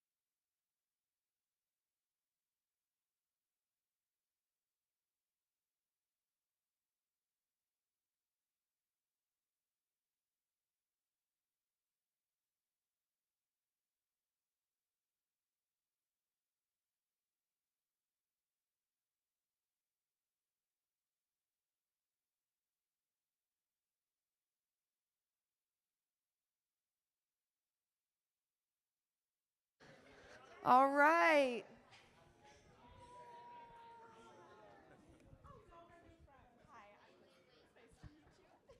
It's time. It's time for the main event. All right, y'all. So Coach Dar's coming to the stage.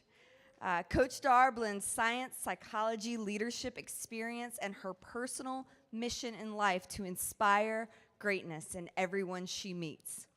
She has spent the past 24 years as an occupational therapist, personal development, and mental strength and conditioning coach, helping thousands reach their fullest potential. Her clients range from Fortune 100 executives, artists, professional athletes, to high school and college students. Welcome, Coach Dar.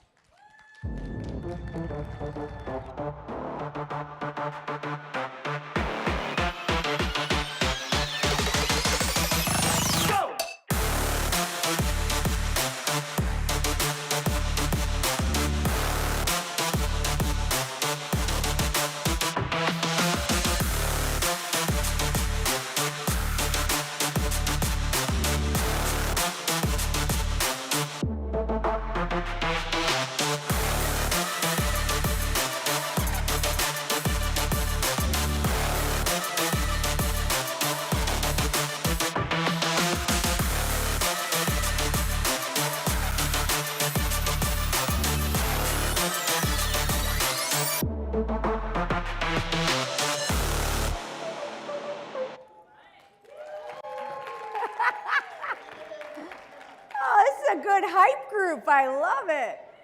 Thank you so much for having me. It's been honestly a pleasure from last night meeting some of you to today. And I just want to say, I know I'm here to inspire all of you, and I will bring my best, but you inspire me. And we all inspire each other, and we are on this road to build resilience every day, and we get stronger every day. And I have a talk that I'm going to talk to you about Rise, but when I come to places, I get a feel, and while this talk we'll talk about, I just have to say, sometimes God tells me to say something, and well, we're going to deliver what we're going to deliver. And it's inspiration. It's always going to be something that I hope you leave better than you came. And I want to start by telling you a little bit about my story. So we show the video at first, and when I show the video, I work in professional sports. So I was the Phoenix Suns mental conditioning coach, and now I coach in all the leagues, the NFL, the NHL, the MLB, the NBA, soccer, MLS. One of my guys was just playing. I was catching the game before I came down. And you know, I'm 5'2", and most of the guys are like 6'6", maybe 7'1", 6'9", and I get to come alongside them and help them on their mindset. So I say this early on because, just as you heard before, everyone needs someone to talk to. Everyone needs someone to work through things. And you don't have to have a problem to have to talk to or want to talk to someone. You should talk. And that's what I do with the pros. I work with them all the time on their mental edge. So I get to them because they're like, Dar, I want to up my game. Or I might work with the CEO because they want to stay at the top of their game so they could be the best leader they could be. Well, you know how you become the best? By making sure you work on yourself to be the best. So you keep working on things, talking through things, staying sharp. And then as emotions come up, because they will, because we are human beings doing this human life full of emotions, we learn how to work with our emotions. That's so key when we're talking about how to handle life, is you have to learn how to handle the emotions. Because emotions are going to come. It's what you do with them that really makes the difference. So I want to go back. It's like we're going to go through a little movie. And you know, so that's the end game. You saw where I am today, working with these professional athletes and these CEOs. And my book is outside there that I wrote, The Art of Bouncing Back, which, by the way, that was supposed to be a chapter, not a whole book. But I had a lot of material for myself and the people I work with, because the book I originally started with was called Awakening Greatness, and I wanted to share the tips about there's patterns to greatness. But then there was a lot of stuff that I had to bounce back from and the people I worked with, and then we went through COVID, and I was like, well, this whole thing has changed, and it became The Art of Bouncing Back, because bouncing back, we all know, is an art. It really is.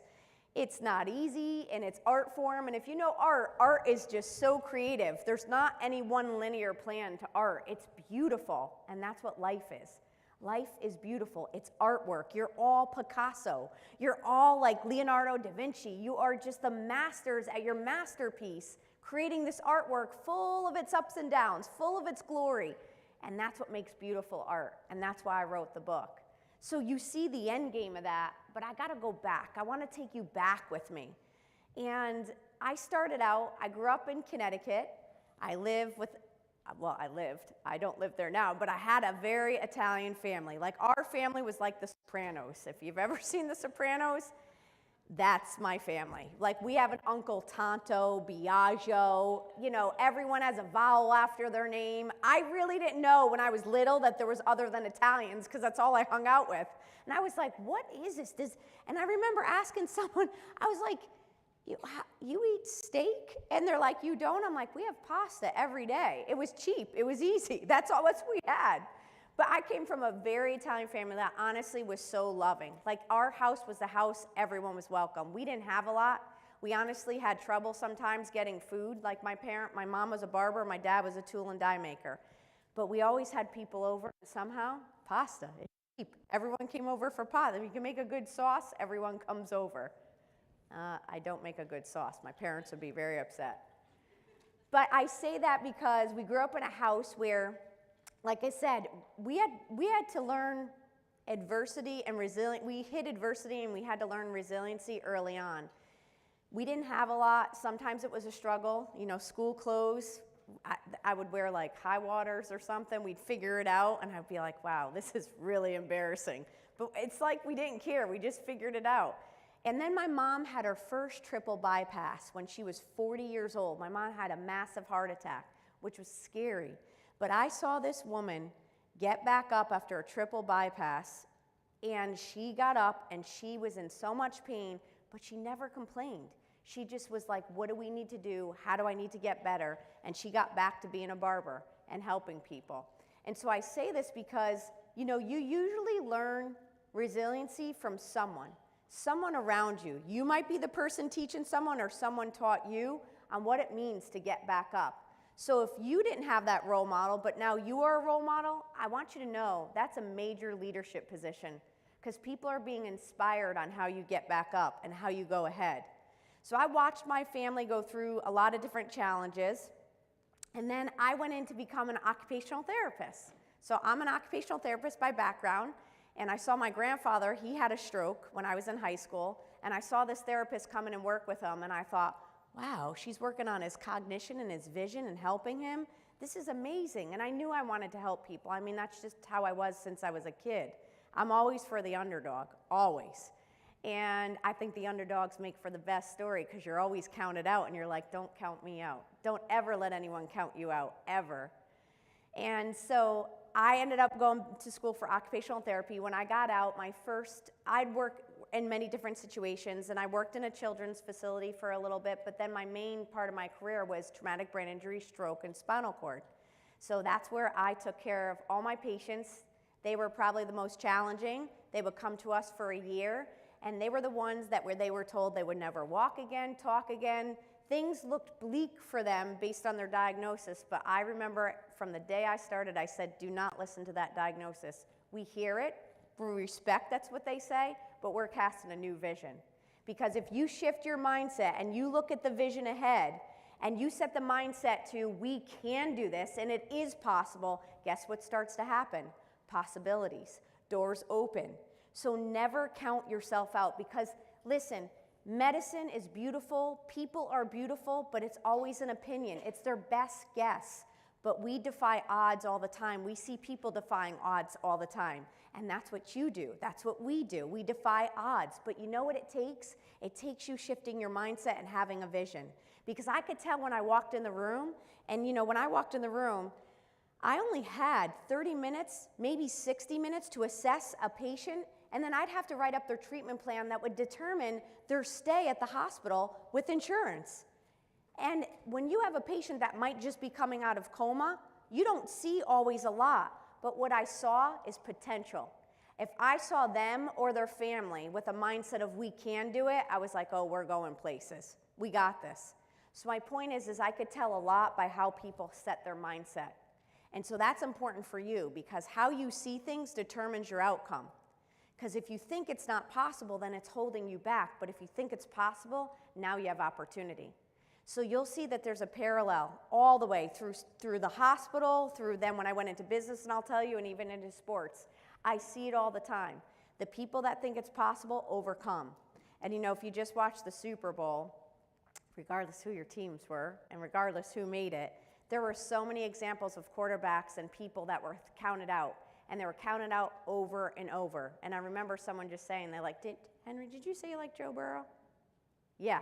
So he was was that who you said? Yeah. He was told over and over on his scouting card that he was not going to be good, that he wouldn't be the best. He has a video on it of everyone that counted him out. And he's like, you know what? They all counted me out, but I knew I would make it. And he did. So this is the theme consistently, is that we know that there's certain people that will count us out, but don't let you count yourself out. You be the number one advocate for you. And then get a team of people that are going to rally around you, and that's what you have. That's what you have with YEP here. That's what you have with the Amputee Coalition. You have a team of resources that are going to help you and champion you going forward so you could look at all the possibilities ahead. So I just want to tell you, as I'm taking care of patients, traumatic brain injury, stroke, and spinal cord, I'm 25 years old. I had just gotten married. I just bought the book, What to Expect When You're Expecting. I wanted to start a family. I was so excited. Being Italian, you know, it's like, let's go. Let's have some grandkids right away. And I had hurt my back lifting a patient. And I had sciatic pain. And that sciatic pain is really nasty sometimes. It's like you can't even move. So I went to go get some treatment. Nothing was working. So I decided I was going to go see a chiropractor. So I went to go see the chiropractor. I went in, they adjusted my neck, and I went home.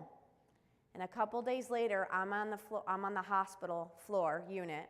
I'm treating, and I go leave a patient, and I walk in the hallway, and then all of a sudden, the floor flips upside down, and the floor's the ceiling, and the ceiling's the floor, and I can't see it all. I can't even make my way. I don't even know how to walk at that moment.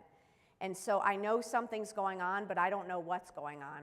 And so what I do is I try to find my way. I'm in a hallway, but I know there's a stairwell here, and I could feel the railing, but I couldn't see the step, because you have to remember, when I look down, it's the ceiling. It's not the floor. So I actually couldn't see where I was stepping, but I could just feel the railing, and I made my way down.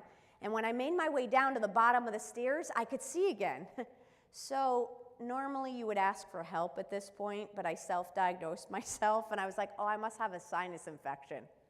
Who says that? I'm a therapist on a stroke unit. And I'm like, gosh, this pressure, I'm like, I must have a sinus infection. You know, pressure does some weird things. Oh my gosh. You just don't think it's going to happen to you, right? You just don't think these things are going to happen to you. I was the person that was going to help everyone. I just didn't think I was going to need the help. So days go on. This kind of goes back and forth until it gets really bad. Long story short is I end up going into the hospital, and they misdiagnosed me. What they saw was an image in my MRI, and they told me I had a brain tumor. So I went home thinking that I had a brain tumor that was causing all these symptoms, and they were just feeding me medication to cover up the symptoms, nausea, balance, vomiting, all of that.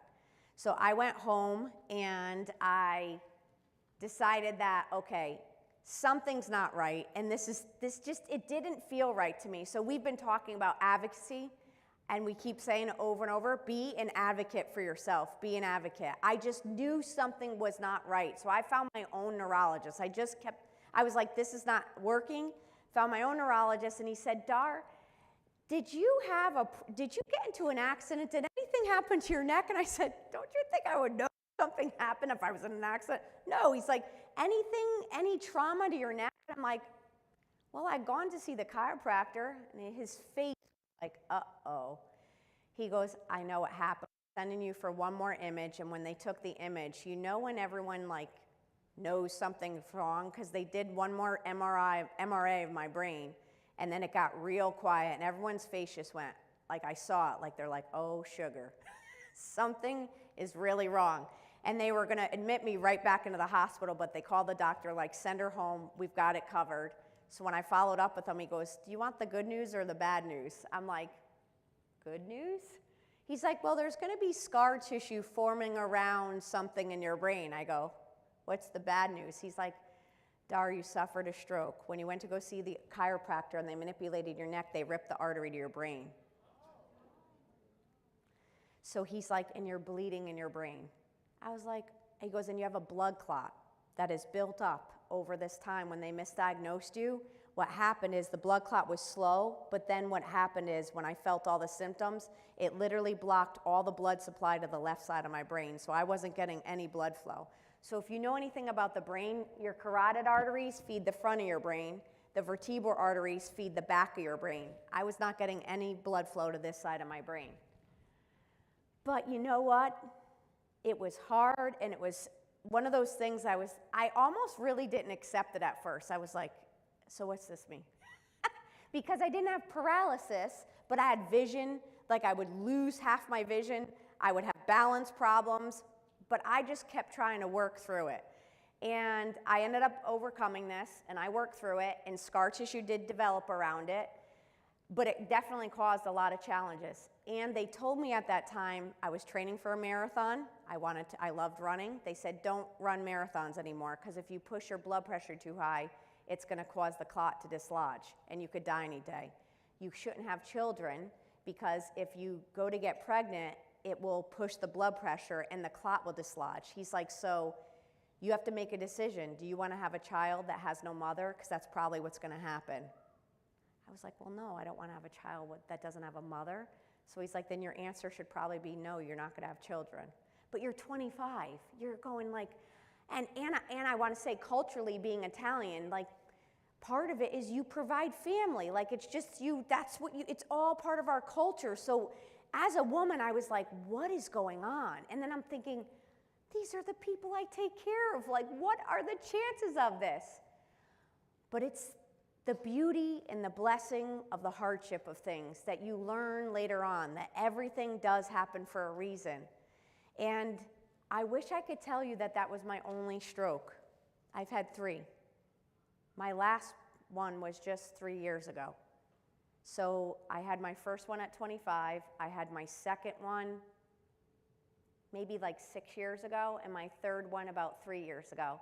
I had just been with the Phoenix Suns. I was with the basketball team. I was at every game, shoot around, practice, video.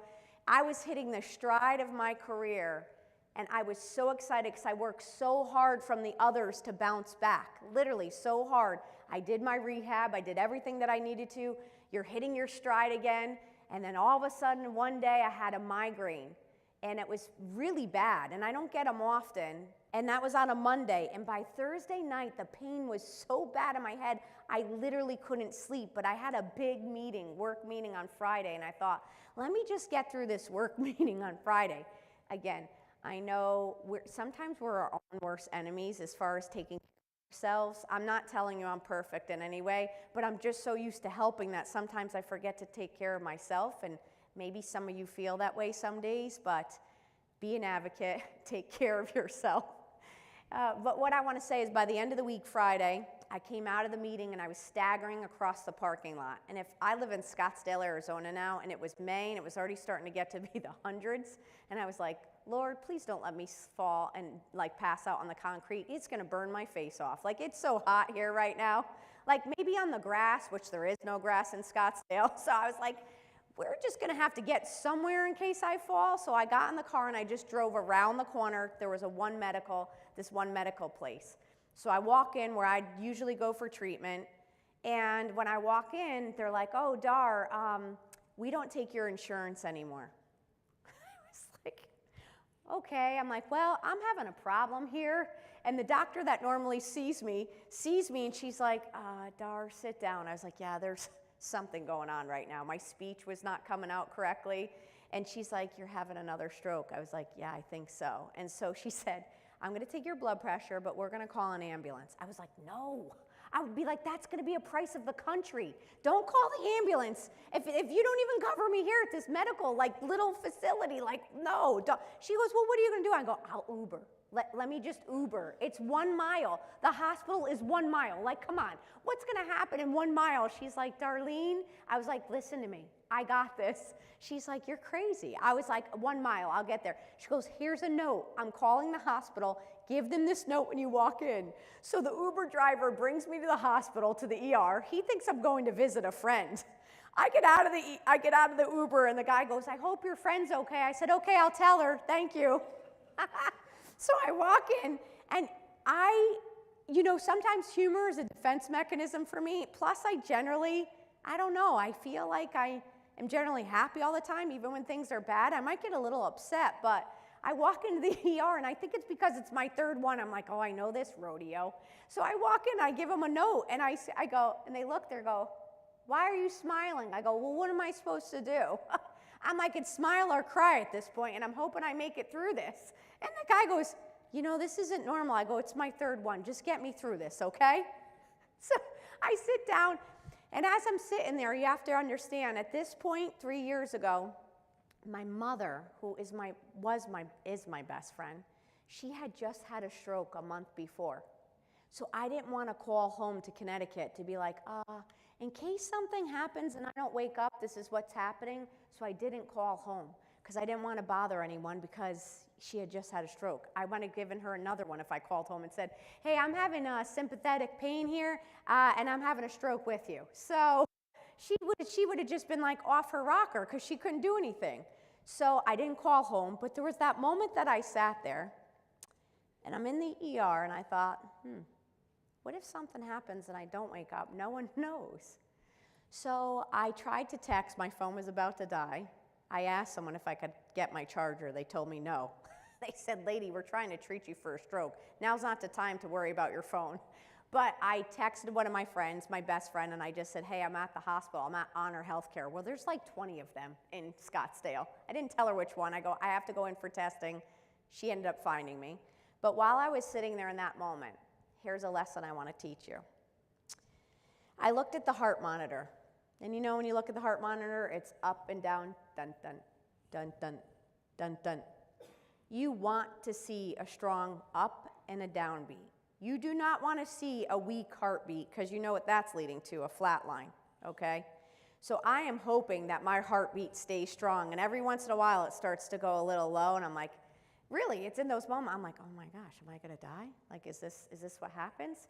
And you're questioning everything, and you're thinking, wow, this is crazy. In this moment, I'm like analyzing everything, and then a lesson came to me while I'm having a stroke, and I thought, a coaching lesson, because this is how my head works. I go, isn't this interesting? Everyone wants to coast in life. Everyone wants to just coast through life. They don't really want the ups and the downs because it's hard. They just want to coast. You just want to have it easy in school. You want to have it easy with your friends. You want to have it easy when you decide where you're going to go to college if you decide. You want to have it easy in your relationships. You just want to have it easy in life because, hard's hard. But here's the thing I want you to know. Flatlining and coasting in life does not help you grow, and it does not really give you the full meaning of life.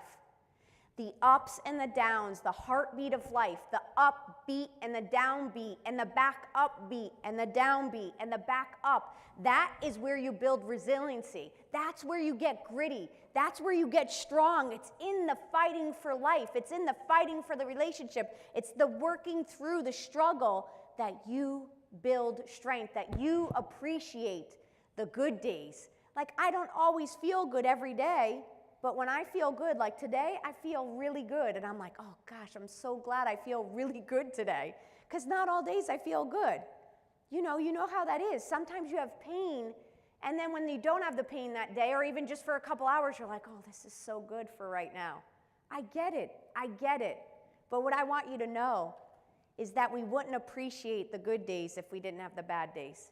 We wouldn't appreciate having family if we didn't have the challenges. We wouldn't appreciate the days that we have opportunity for life, or any of it, if we didn't go through the challenge. And I will tell you, all of you are amazing because you've already been through so much adversity so early on that you are so much more equipped. You are equipped. I mean, literally, I have a player right now that is going through such a severe injury early in his career. And I said, you going through this early and you having to build this resiliency is going to help you light years ahead of others that have been in the league 10 years, I promise you. Because when you could learn how to get through adversity early on, it kind of sets you up. You have a little bit of an advantage. I'm serious. This becomes a competitive advantage, which I know people are like, Dar, what do you mean me having this injury, diagnosis, problem, challenge, whatever it may be? How is this a competitive advantage? It is. Reframe the game. One of the best things you could do is reframing situations. When you reframe the game, you start to have a competitive advantage because you see adversity as a way to advance you. You start seeing obstacles as opportunities. You start seeing problems as possibilities. Like, you become the one that when it comes, you're like, let's go, because it's getting you stronger. We know the whole thing that people say when you go to the gym and you lift weights. The reason you add more weights is because you're adding more pressure. The more pressure you build, the bigger your muscle gets. That's the same with our mental muscle. The more we go through, the stronger it gets. That's why, honestly, not that I'm downplaying a third stroke, but I really was. By the third one, I was like, know this rodeo, let's go. Yes, it was the hardest one to come back from. The third one, and I pray I don't have a fourth one, but that was the hardest. I literally I had expressive aphasia, which is I knew the words I wanted to say, it wouldn't come out. I had motor apraxia, where I knew what I want. I'd try to go put concealer on my eyes, I'd put it on my lips. I'd try to throw something out with my right hand, my left hand would throw it out. I knew what I wanted to do, but my body wouldn't do it. I'd be walking and I'd stagger, and I'd tell people, don't worry, I'm not drunk, this is how I walk. But I mean, I couldn't hold a pen, and by the way, I was in the process of writing my book. Again, it wasn't called this, it was called something else, but I was in the middle of writing, and now I no longer could hold a pen. And by the way, I no longer could read, not because I couldn't see words, but it looked like a puzzle that gave me a headache every time I looked at any image on paper. And so I'd get headaches all the time, and so I couldn't read, I couldn't write. All I could do was listen to things. So I was sitting there trying to recover in Arizona in the summer, which it's 120 degrees, it's really hot. Couldn't do much to get outside, and I would tell you, there were days it was really hard. I got really depressed at some days. It was really sad, and I just wanted to get through this faster. I was like, what do I need to do to get through this faster? But then what I did is I said, Dar, if you still have life and you still have ability to get up, then get on camera. Start giving people inspiration. Start teaching from this. That's what I did when I started my own practice years ago. So I went back to my roots and I started speaking, and this was before COVID, before people were on Zoom, and I just started speaking to people. So I thought, I can't get to them, but I could still reach them. So I started putting out videos, and it started helping people. And by helping others, it helped me. It gave me purpose again. And that purpose is what kept me going, and that helped me rise back up. So when you put yourself in service, it really does come back to you. Because we're not here for ourselves. Even in all of our struggle, we're not here for us. We came with a gift and a talent that the world needs, and they need us to show up and use it. And that gets us up every single day. That gets me up. So I want to talk to you about these points about Rise, because I went from the hospital, working, treating patients. Then when I was told that I could die any day, I said, well, at 25, I was like, well, then I want to go fix healthcare. You know how big that is of a challenge. But I decided I want to go fix healthcare. And there was this big job that opened up at the hospital, and I applied for it, like a very large executive job, which I was not qualified for. But you know what? The COO, this amazing woman, she said, let Dar come interview for this position. She's definitely not qualified, but I just want to talk to her. So I sat down, and she said, you're either crazy or you could actually do this. She's like, you got to go back to school, though, Dar, in order to sit at the table to help affect change. So I did. Went back to school for business, and then by 28 years old, I was president of a healthcare company. I ran a healthcare company, I ran a staffing company, I ran a recording studio in Nashville and a record label, all at the same time. That's for another day, another story. The people that I worked for, they owned all of this, and I worked for all of them. What I did is I threw myself into work, though. Again, it was probably a coping mechanism, but I was so driven on making change that I did everything I could to make change. So in 2008, when the recession hit, I saw people losing their jobs. I saw people giving up. I saw suicide on the increase. And I said, hold up, this cannot be. I just helped people overcome the most extreme odds for most of my career. Then I helped people turn around businesses and things that they never thought possible, all because it's mindset. So I literally left everything I knew in 2008 to start my own practice. Well, who starts a business in the middle of a recession? My father goes, is this the stroke speaking? Because you don't have a client or a business plan. I said, no, this is passion speaking. Like I felt called to go serve people. And I literally started speaking for free anywhere I could, shifting people's mindset, giving them the tools, science, psychology, and leadership, and said, all you need to do is reframe this. And then people started coming saying, Dar, I need your help on this. Hey, I want to get to this level, but there's a limitation somewhere, help me. And my practice has grown. It's been word of mouth since 2008.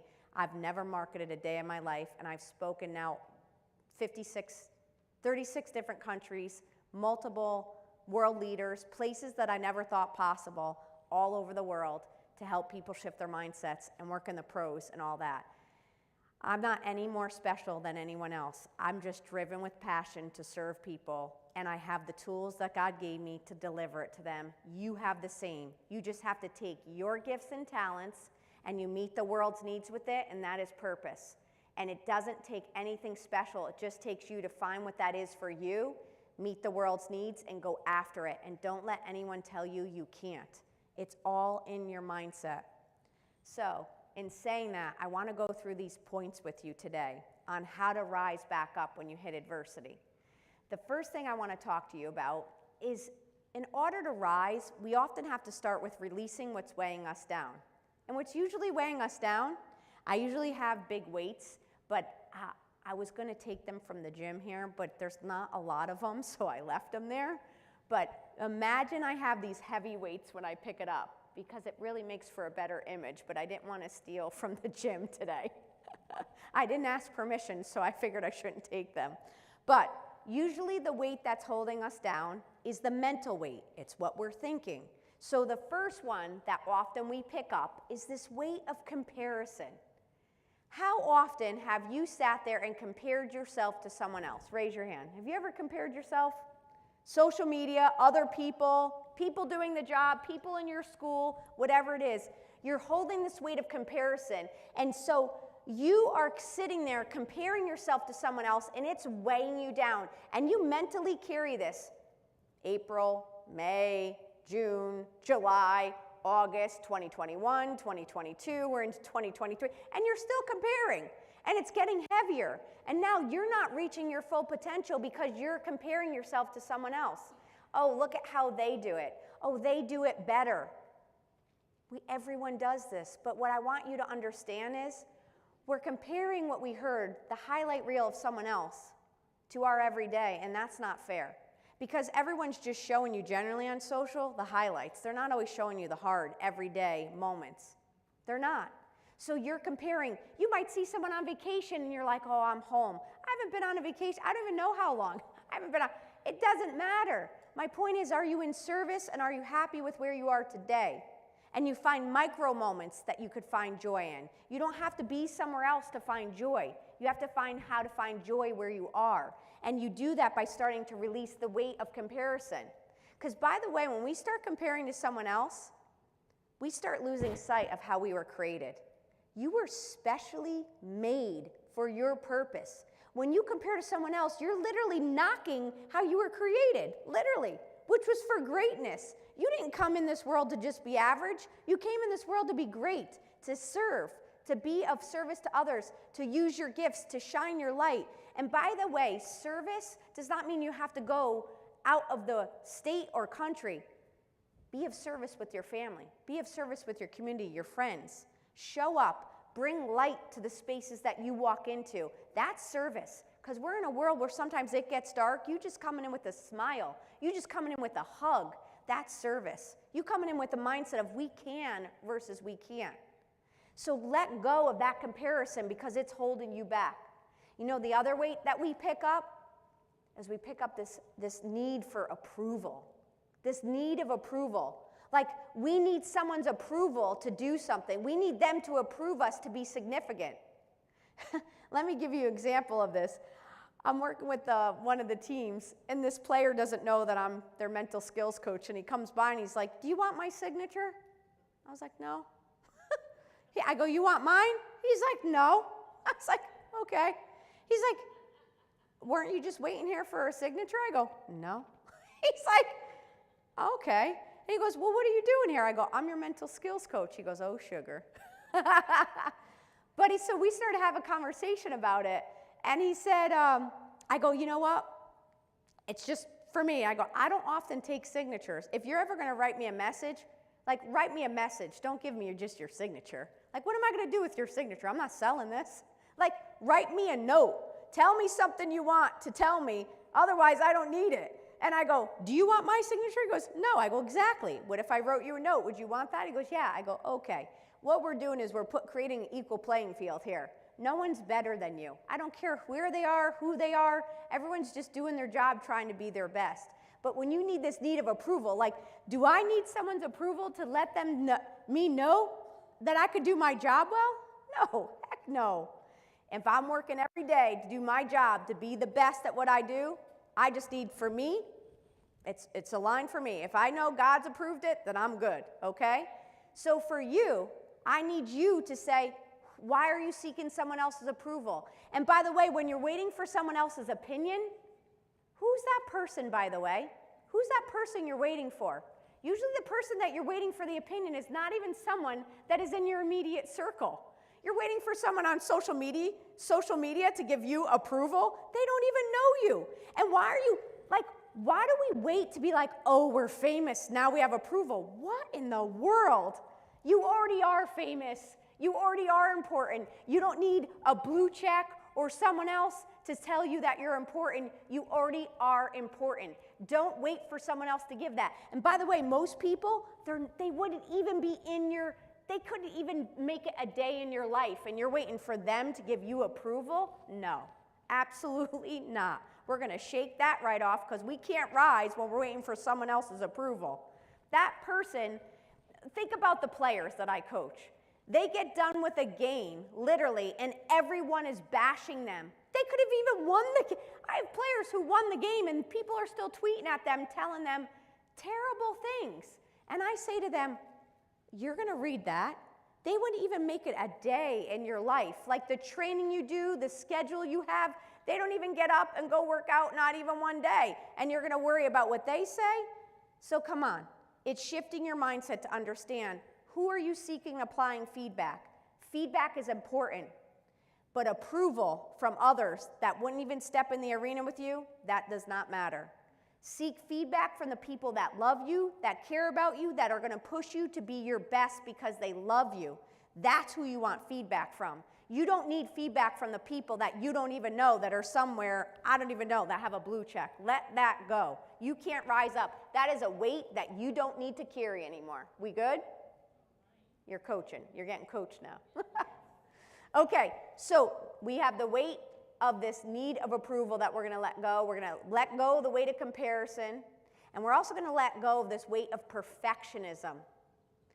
So often we feel like we have to be perfect at something in order to do it. Well, I can't possibly try this new sport or hobby or do this or do that because I'm not ready. It's not perfect. It's never going to be perfect.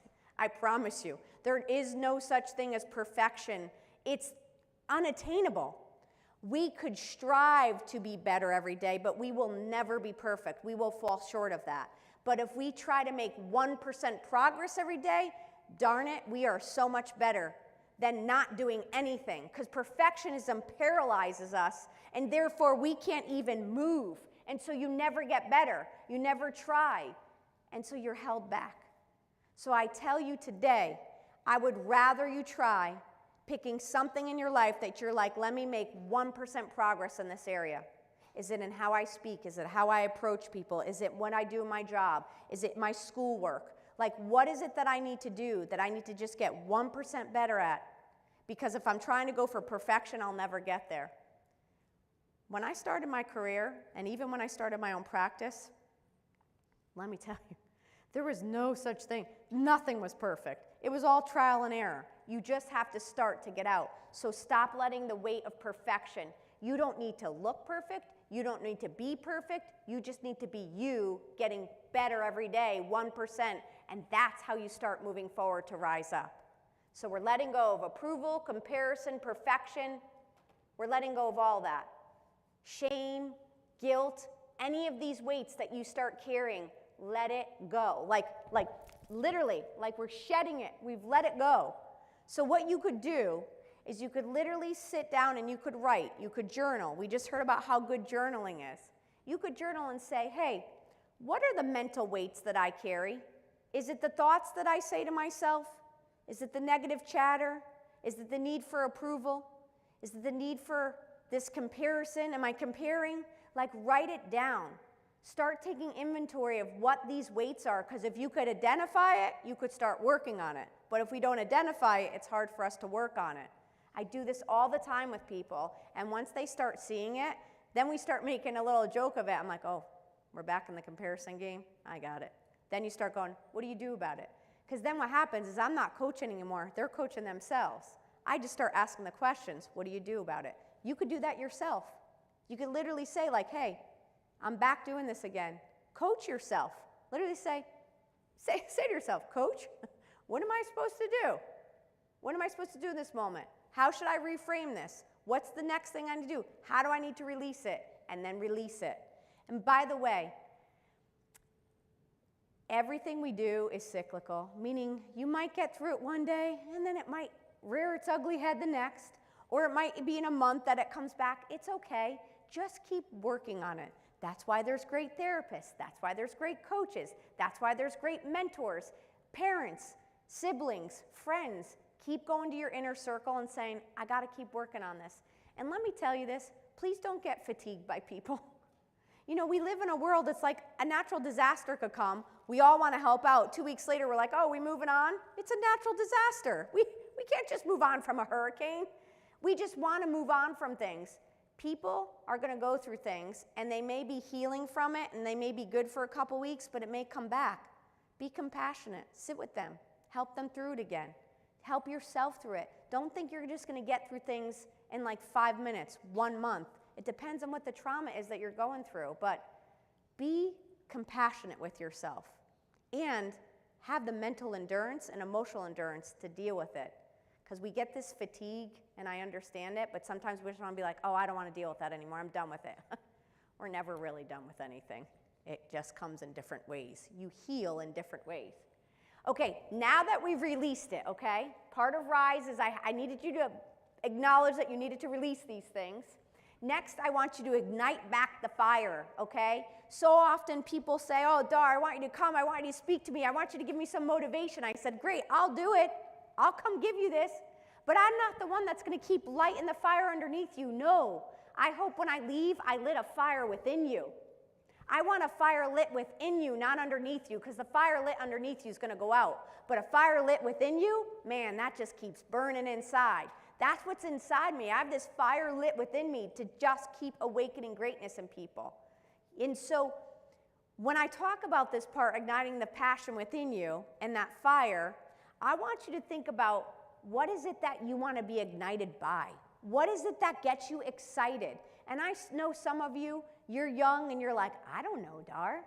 Start exploring it. I'm here to just start planting the seeds for you so that they start taking harvest some other time. But I'm here planting the seeds to start lighting the fire within you of what are the things that you start getting passionate about? What are the topics? What are the subjects? What are the things? What are people doing in the world that you're like, that's really cool. I love that. That really interests me. Lean into that, because oftentimes when we get sad, it's sometimes because we forgot what made us passionate. And you just have to reignite to the things that used to excite you. Or maybe just start exploring again. Get out there, seek, be in community, look up new things. Start putting yourself in momentum to start to find the passion again. Because when you find it, I promise you, it's like a switch goes off. You're like, whoa, What is that? You start losing hours because you're like literally researching it or watching it. It could be like you literally want to create a YouTube channel or the podcast or whatever it may be that you're like, this just excites me. We need things in our life that excite us again, that get us excited. You know, I think about everyone needs kind of an anthem. So that's kind of where this is much deeper, and we don't have time to go through it. But I want you to start thinking about if you had an anthem for your life, a word, what would it be? So for me, that's greatness. Like I wake up to awaken greatness. Guess what? My anthem's not tied to a role, not tied to money, not tied to a title, nothing. I could get up every day and I could awaken greatness.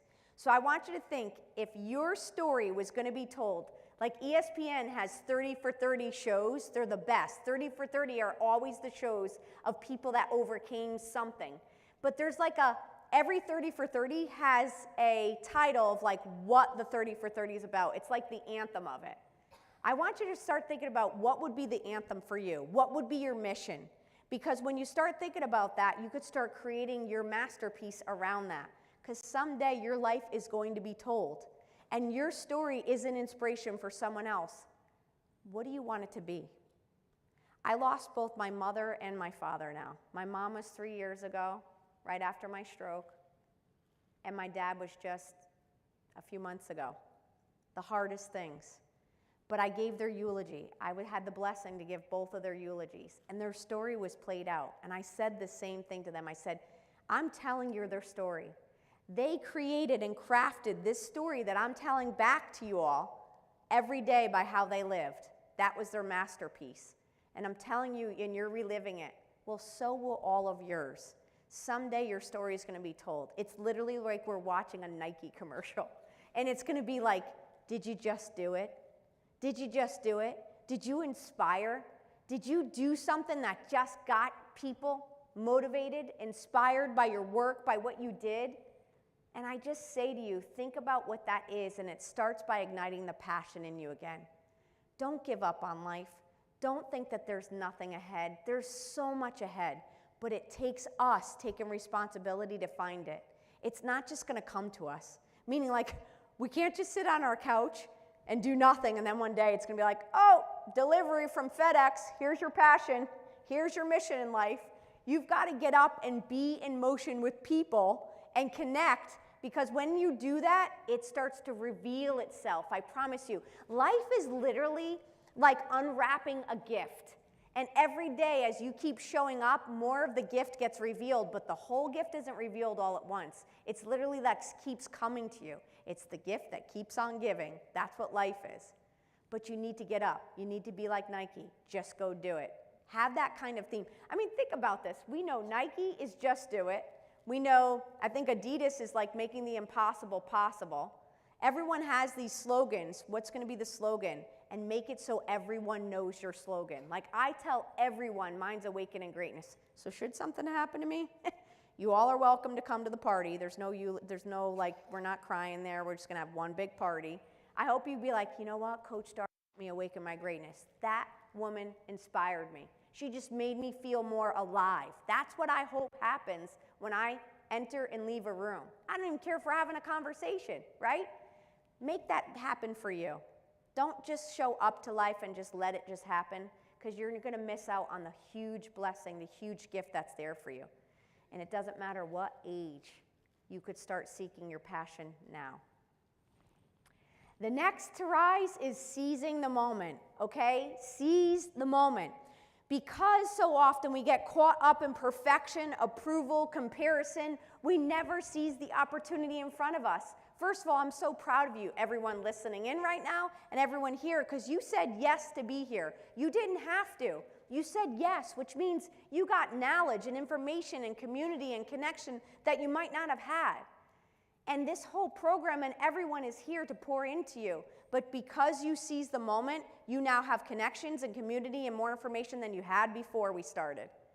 But in life, there's going to be opportunities. And you're going to be responsible for making a choice. Did you seize it or let it slip away? I love hip hop. Eminem's one of my favorite. I would have probably came out to Eminem, but I have a reel that they have me show.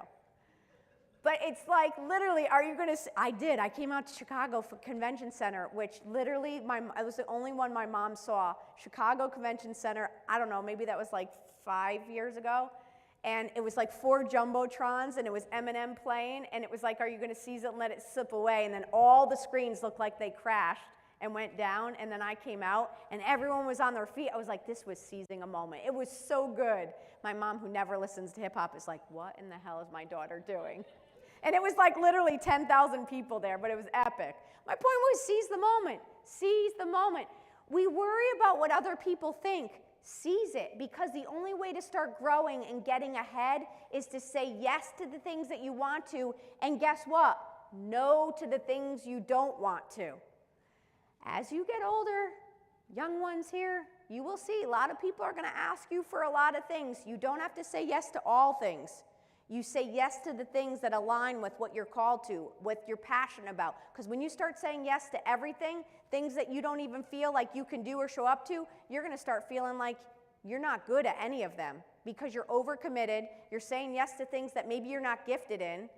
And when you start saying yes to the things that you are gifted in, and yes to the things that you are good at, and yes to the opportunities you want to try, you will find joy. Because it's better to have said yes to the things you wanted to and tried no matter what happens than either not doing anything and living with regret, or just saying yes to things that you didn't want to do and you just showed up and you're like, this isn't even what I want to do.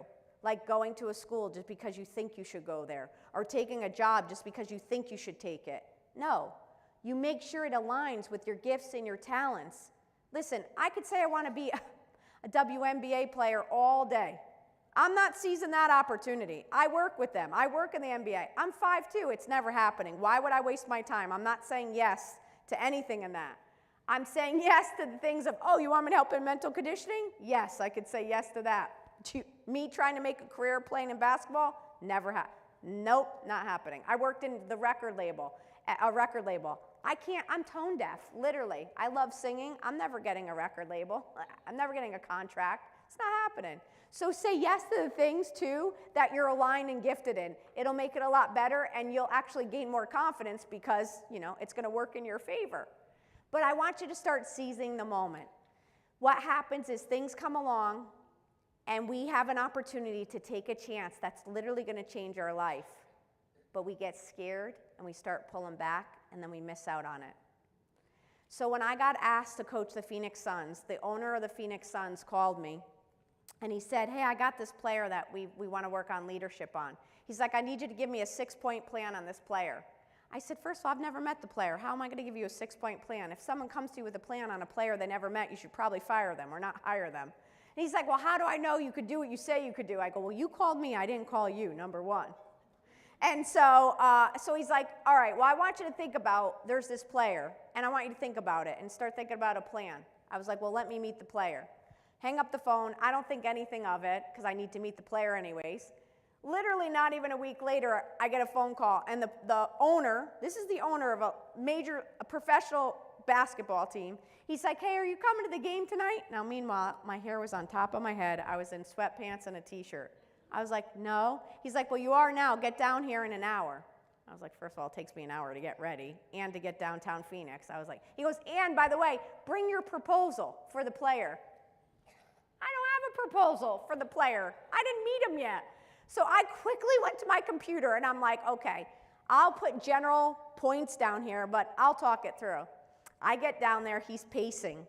My point in seizing the moment, I could have said, no, I'm busy because I was too scared. I didn't have anything planned. Like, literally, I could have said no for a million reasons. But this was an opportunity. I either seized it or let it slip away. I said, I'll be right down. I didn't know what the hell was happening. I literally didn't know what was going on. I go down there. He's pacing. He clears out a room. And then all of a sudden, it's the owner of the team, the GM of the team, the president of the team. And they're like, he goes, this is so-and-so's coach. I was like, what in the world is going on? He's like, she's going to be so-and-so's mental skills coach. Coach, why don't you tell them on what you're going to help this player with? And I'm thinking, I've never met the damn player. So reverse psychology, I go, why don't you tell me what it is you need help with? I was like, let me get some intake right now. I need to know what's going on. But we worked it all out. My point in saying that, That to most people will be a very scary moment. It's a big opportunity, but I said yes, changed my whole life. Literally, I've been able to coach in all major leagues in sports. There's never been an OT that's ever done it in all sports, but I had to say yes to that opportunity for other doors to open. There's gonna come times in your life that you wanna say yes to, and it's gonna lead to other doors that are gonna open, but you need to have the courage to do it. Be courageous. Be prepared, meaning I've done the work. I know as a therapist the things I'm good at, so I'm not gonna get out of my lane and try. I'm not gonna go talk physics. Please, I almost failed that class. But what I'm gonna do is talk about the things that I'm good at. So get into a craft, get into an area that you're passionate about, and then be really good at it. Go after it, do everything you can, so when opportunities come, you could be bold by saying yes. And you won't have all the tools at that moment. When I was 28, running a healthcare company, do you think I knew what I was doing in every area? Definitely not. But I knew well enough that I was coachable and I would learn from people and I would make the best decisions I could. You can do that too.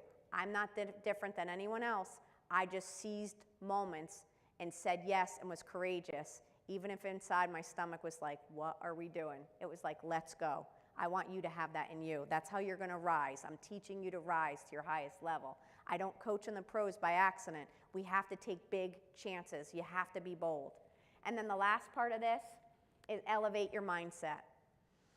When we wanna rise up, I started with mindset and I end with mindset.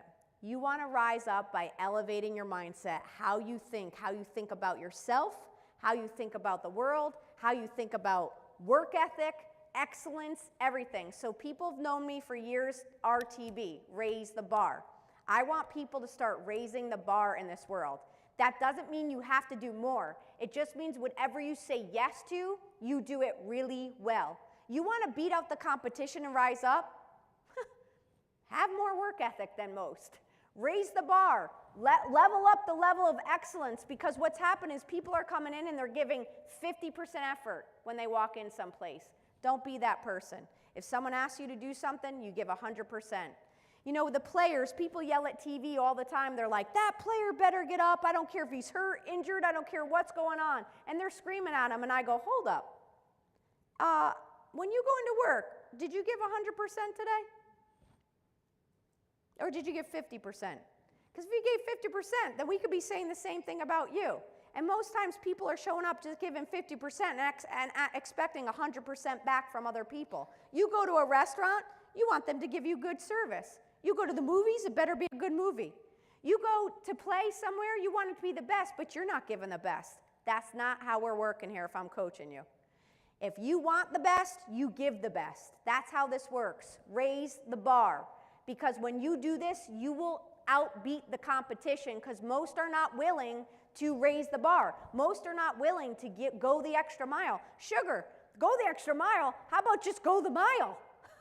Like, people are going like, oh, let's go half a mile, I'm done now. No. You go to do something, you give your word, you stick with it. You say you're gonna do it, do it. You're gonna go work out, give it all you have. I don't care if there's no one in the room. Literally, I have it in my head that the other day I was trying to make a shot in the hotel room with the water bottle. I didn't make it to the NBA, the WNBA, I told you. I missed the shot. I could have left the water bottle sitting there in the hotel room. No one's coming, right? No way. I'm not going to leave a place worse than how I came in. Every place I come, I leave it better than I found it, regardless of who's looking. Because you know what you're doing? It's like Navy SEAL training. You're training yourself to excellence. How you do anything is how you do everything. You want to work on being the person that when you come in, you're breeding excellence. And it doesn't matter what's going on in your life. You try to do the best that you can. And now remember, I started with this. We're never going to be perfect. I understand that we're going to have tough days. It's okay to have tough days. I'm just saying the average of your days are just not poor quality. You have control of things in life. The things you can control are your attitude and your effort every day. So when you understand that, I can't control. Literally, I just went to go get a sandwich somewhere, and when I asked for something, the person was so mean to me. I have an allergy. I have food allergies. There's certain things I literally can't eat. I'll be sick. I have to get on a plane. I don't want to be sick on a plane. And the woman was so annoyed with me because I said, would you mind just checking for that? She was so mean, but I just sat there and I looked at her and I said, I can't control why this woman's being mean to me right now, but I can control how I respond to her. And I just sat there and I said, I know this probably is not easy for you, but this is actually my health. And I just stood there and I talked her through this, and by the end, she was so nice. And we were actually like, literally, I could have had a drink with her. She was so nice. But my point was, I could have turned that around. I could have just sat there and just said, like, I'm going to give back what she's given me. What good would that do? I'm not making this space any better. So we got to elevate how we show up in the room. I want you to start thinking with intention. Be the change you wished you had in the world, what you want to see. Be the person you wished you had. Be the friend that you wished you had sometimes. Be this person. Elevate your mindset. Be the friend that you need first here. Be your own best friend. Then I want you to elevate your level of excellence, how you show up, your integrity, and I want you to be bold and courageous. When you start shifting your mindset, you start shifting your life. And I'll end with this. Kobe Bryant says, greatness is not in what we accomplish. Greatness is in how we live our lives that inspires someone else to live great. So you want to reach greatness? Just start living in a way that it inspires someone else to live better. That's greatness. Thank you, everyone. You're broken down and tired of living life on the merry-go-round. As I exit the stage, there's this song, which is Rise Up. I'm going to exit the stage. I want you to just listen to the words. I want you to hold it in your heart, because this song is a song that moved me when I needed days to rise up. So hear this, feel it, take the information I told you, move it from your head to your heart and into your hands, and do something about it. Thanks, everyone.